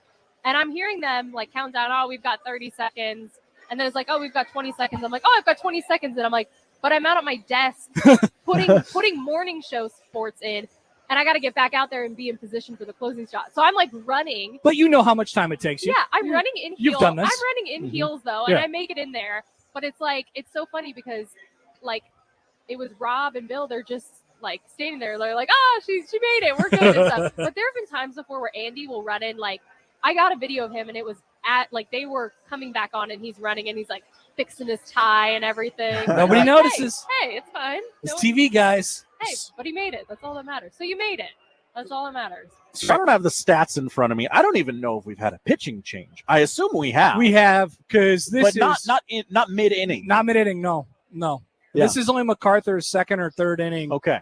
Venziano started, but I think Uber driver Randy was still pitching last inning. So Uber driver Randy. Yeah, Randy for the Twins for the St. Paul Saints. He was an Uber driver, and they picked him up. They're like, we need an Uber driver. Just kidding. They needed a pitcher, and then they got him. I love that. All right, let's get a step count. Yeah, let's get the step count, and then we'll take our last break, and then we'll just a hair under 6,000. Okay. Right now, so it's pretty weak. Yeah, but you've done about 22K. Shout out to the Storm Chasers. I mean, they've made things really easy for me today. Honestly, Yeah. this is a lot less challenging than I thought it would be. I told Ellie, I said I kind of wanted it to be a little more chaotic, a little more confusing than it's actually been. You've done well. All right, this is probably a sign off unless you're still here for the crossover. I'll be here for the crossover. Where am I going? Yeah. Okay. All right. I'll be back after I do a little trivia. We're gonna probably pie somebody in the face. Ooh. So that's what I love that that's what you idea. can expect. Ellie, great to see you. Good to see you guys too. Connor, Thank great you for to see you. coming. Great to see you, Thanks Josh. for doing I'll be this, back. Connor. Enjoy those mac and cheese Josh, buns. great to see you too.